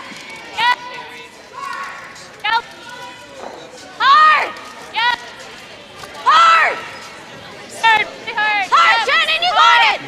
You really got to go on this one. Drag it! Go, go, go, go, go, go, go, go, go, go, go, go, go, go, go. Good brush. Really good brush, just came up a couple feet short there. Yeah, definitely a rock that they can use, though. No, almost no matter what happens here, I think that rock could come into their later end plans. So what would you play here if you were Fujisawa on your last shot? Oh, I think it's a really, really tough situation, but I think they have to play that intern freeze down to shot rock and most likely make it really good, and you're probably going to hope that Kerry doesn't make the absolute perfect shot. I don't see anything really else. They're talking about guarding the tap, which would then leave a extremely tough draw for 2, but most likely you're trying to make as good a shot as you can here, and kind of then just sit on the backboard and do a little hope, little prayer, and you know, if the shot isn't made perfect, you would end up with a hold to 1. Do you see anything different, Rob? No, I think that's really well thought out. I actually don't mind the call of the guard. I think the freeze is very precise, and if you're ever off by a little bit, you could leave a big score. I think you throw the guard and leave Kerry the draw for 2, and if she makes it, like we said, then you're down 2. You still have a relatively okay chance at getting a deuce to tie it, or maybe even a 3 to win with the new 5 rock rule. I just wouldn't want to leave Kerry anything for 3 or 4, and I think with the freeze, there's definitely that possibility. I like that. That definitely makes a lot of sense. They've chosen the guard, so you're on that wavelength, Rob. I see it both ways. I don't know. It's a tricky one. Yeah. That's the thing with curling, is there's never really a right call and a wrong call. It's just there's so many options and so many different things you can play. Oh, ask the coaches next to us, and they've seen a wrong call before, I'm sure. Big scrub here to get over the hog line for the front end, and just over. Wow, great sweeping.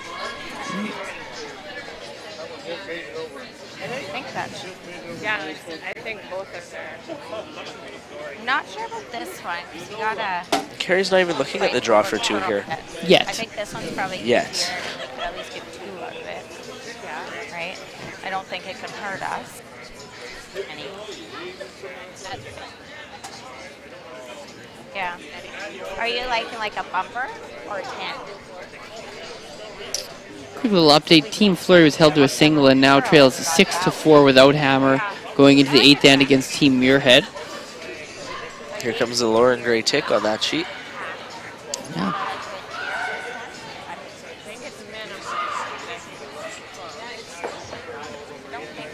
And just too hard, and I think she loses naming rights back to Lisa Weigel there. what about the Steve Gould? The Well, Gouldie. exactly. I think that's before you were born, Rob. So what's she playing here?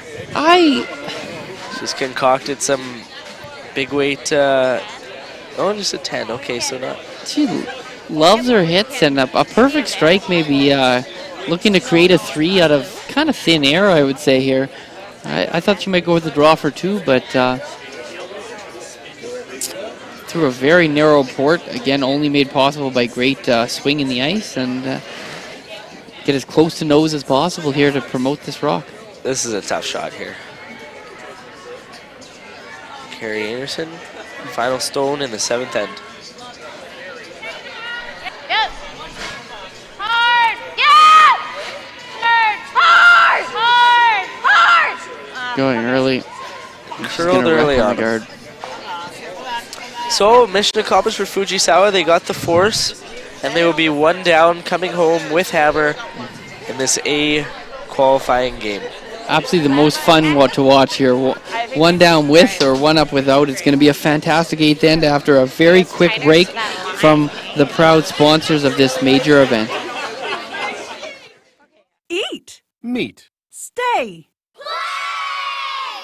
Canad Inn's destination centers are your home for hospitality, with 10 locations in Manitoba and 1 in North Dakota, featuring the finest in accommodations, food and beverage, entertainment, banquet and conference facilities, and so much more. For the best service and best value, your only stop is Canad Inns. Call today at 1-888-33-CANAD or visit us right now at canadinns.com.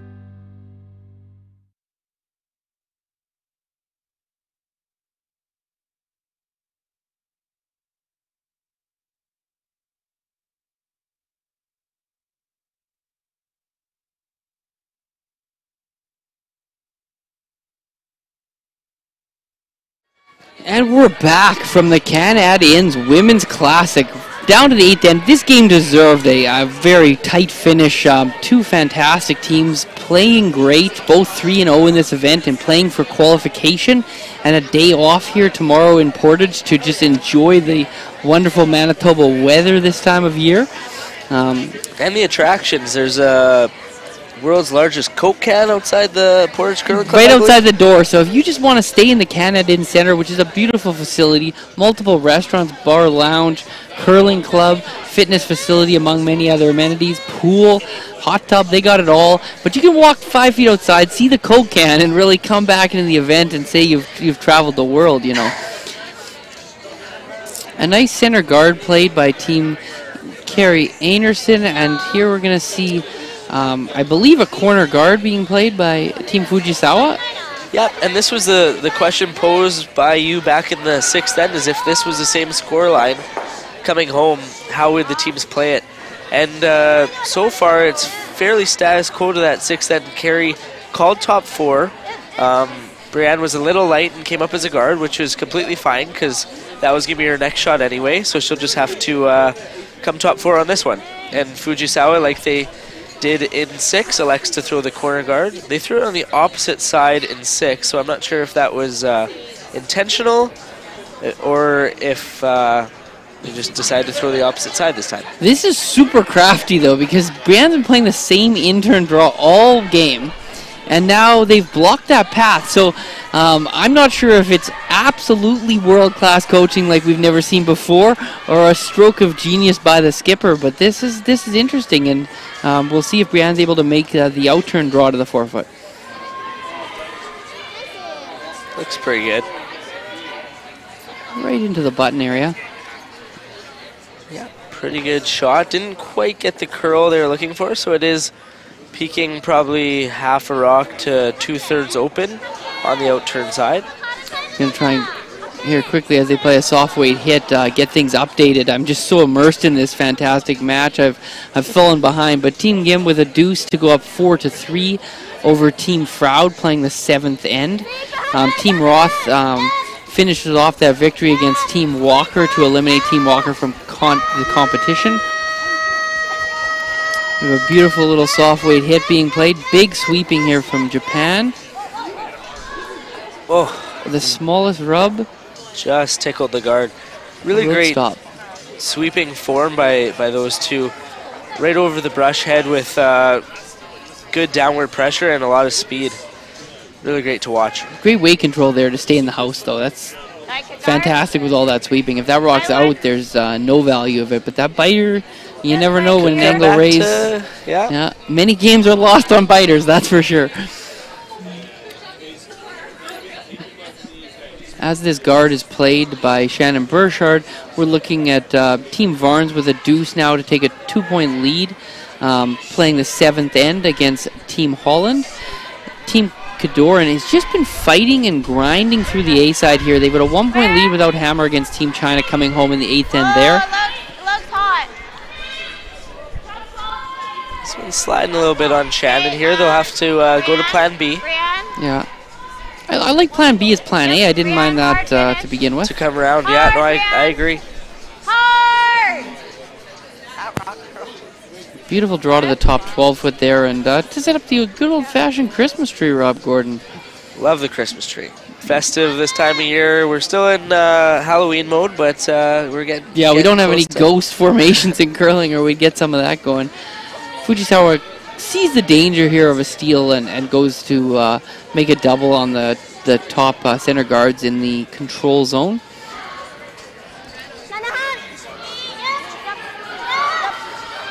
That was a really nicely thrown curling stone. Oh. Just again, a little bit of bad luck there, taking their own out and jamming, not making the double on the one on the button.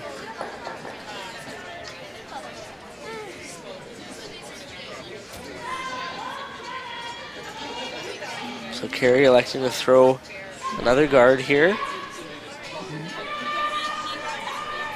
See a lot of now with the 5 rock free guard zone where the team without hammer just has to keep lobbing them into the center line over and over and over again and hope not too many doubles are made too quickly against them. Exactly. It's a little bit of an unnerving feeling being one up without coming home. Your fate kind of is in the other skip's hands. If they have a shot for 2, Really hard, yeah. then there's not much you can do to stop them from making it. These rocks slid a little deeper than the skipper was asking for, and this is probably one of the first opportunities in this end for Fujisawa to maybe make a little double and roll behind the wall of corner guards.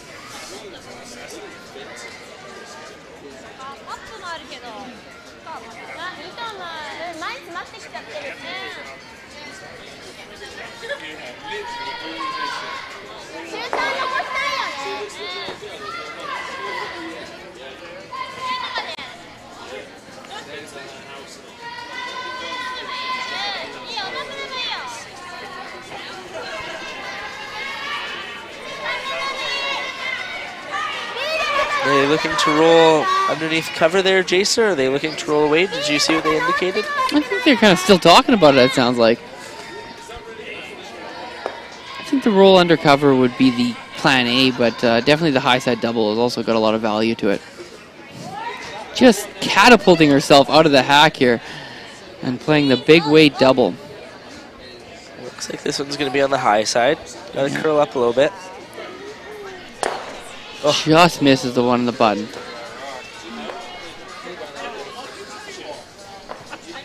Kerry going for their 3rd consecutive guard in a row here. Hopefully this one stops a little bit higher and not in the rings.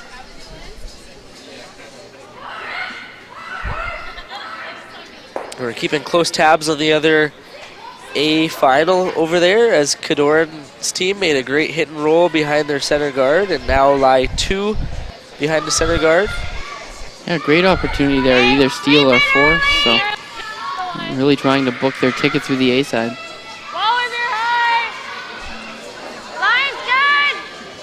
This looks like the shot's going to be pretty close here. Right here. Gotta finish it. Gotta finish a bit. Yep. Atta girl. Nicely done by Val Sweeting.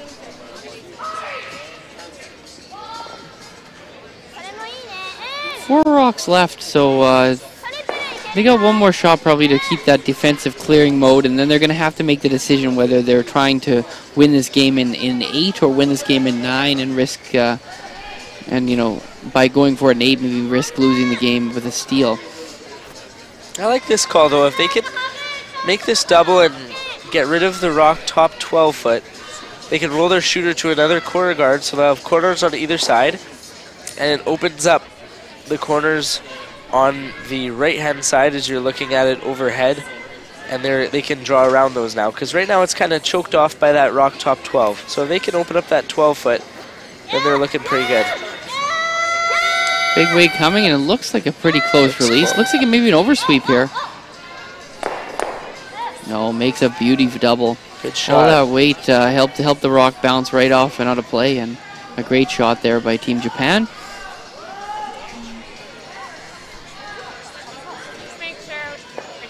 It's a very tricky shot. You don't want to show her any of the intern side, because through the port hit and roll behind the corners could be dangerous to you, so you got to make sure you get enough curl here.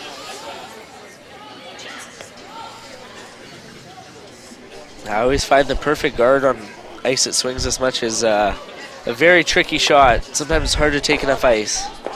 Okay. Hold on. Don't have to for line. Line's good. Line's okay. Whoa. Same pass. Line's good. Gotta finish a bit. Hands rock. You gotta finish it. Hard. She's got some curling to do, Rob. Hard. Yep. Brienne, again, as we talked earlier, is on the side to make it curl. And she closes up that hole nicely. Great shot, 2 shots by Val. It almost forces them. They kind of have to play that run back. Get that stowed off the button.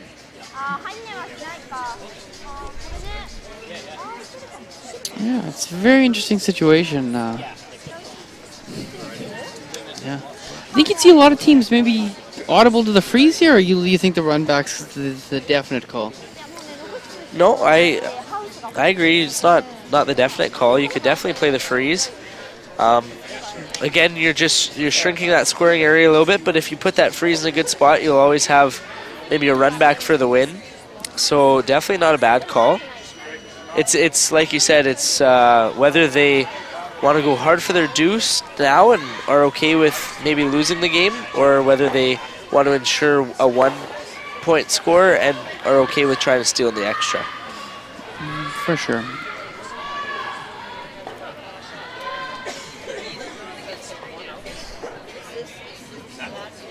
She's trying to do both here, it looks like, trying to remove the guard and bounce the shooter, and it doesn't look from our angle like that's going to be available, but it seems like they think it is, so we'll see.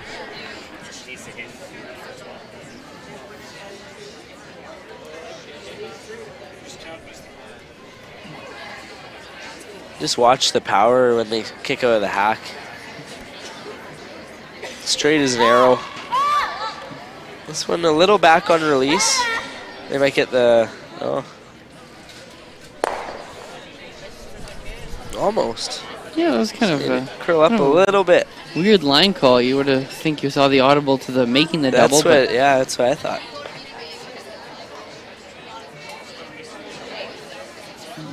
Yeah, not too much higher. They'll be able to chase it. Yeah. Okay, so I gave you here.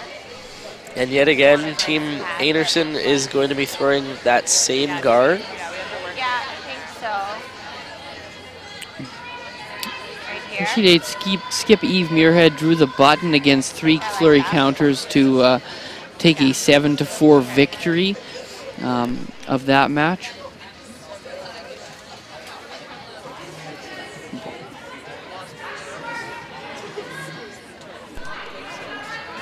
There goes, slight technical difficulty, but we're back. The high one.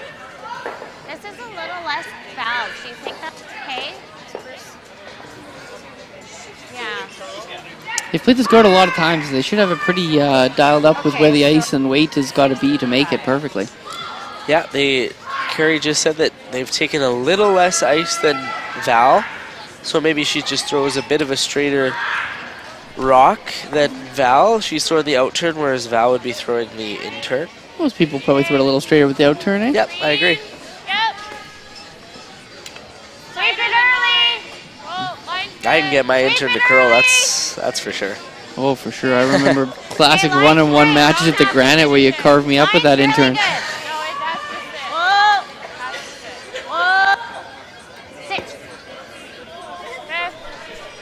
Very nice placement again, just perfect placement over and over again from this team, and now we're seeing that moment of truth where Team Fujisawa decides that maybe we're going to try and take some chances and get 2. I think you need a clear plan though in the end if you want to go for that. I mean, if they basically played this end to force the extra, then you might keep playing that run back.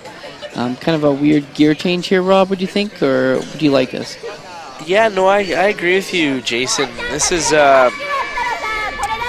interesting call. They only have two stones left, and they need to score 2 to win, so she's kind of banking on a skip's deuce here, whereas, you know, if they decided to play like this a bit earlier in the end, they had a few more rocks to utilize. Yeah, I think it's a good call. I'm not against the call. It's just incongruent with how they've played the rest of the end is I guess, the point that I'm making. But obviously she's already made one beautiful skips deuce in this game, and one more would get her the W. So, yeah, confidence in this shot. I think because Kerry's guard maybe overcurled by about an inch, as you can see on the center line there, this could be their best opportunity to get to that blue stone on the button. If she elected to play the run back and missed, then Kerry might be able to throw a better guard and she may not have a shot. She's very close here, off and on. It's hanging a little bit, but it will start to make its move now towards the button. This is just warping in here. Oh, sneaky good little shot. Not bad, I believe. We can't really see from here, but Anderson looks to be still shot. Yeah. There's 2 yellows, though, that are keyed up perfectly on the blue shot rock. So if Anderson doesn't play a hit, probably actually going to end up being an easy shot for Japan to get 2. So we'll see if she plays this freeze that she's kind of indicating, or if she decides to switch gears and play maybe a hack weight hit. Oh.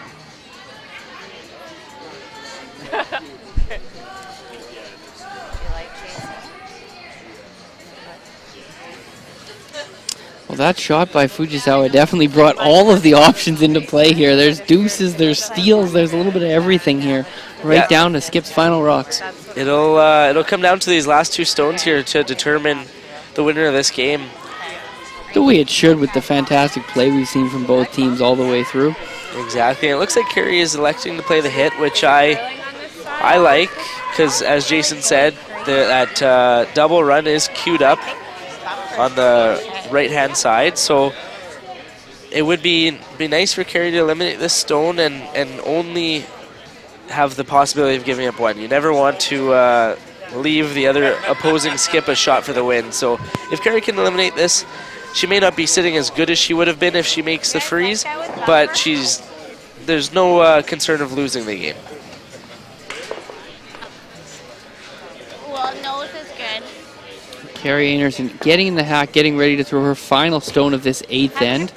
The last end of regulation in this 8-end format of the Canad Inns Women's Classic. They've seen this dig shot a few times, so they should have a good idea on the ice.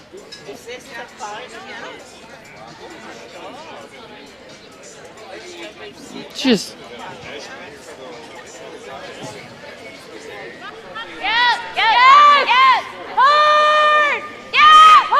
the girls are on this one early. Yeah, it looks comfortable.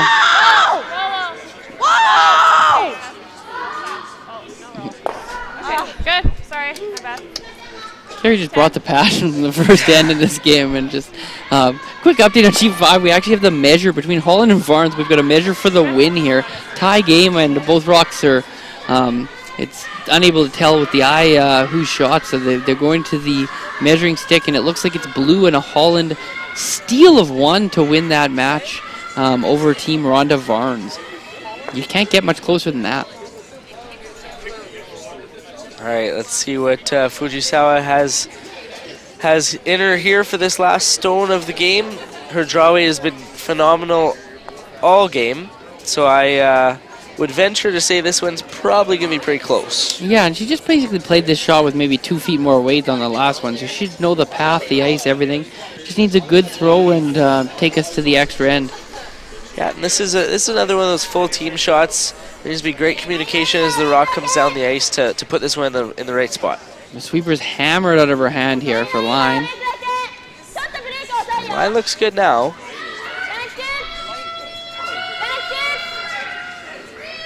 Looks close. Sweeper's on and off. That's usually a good sign.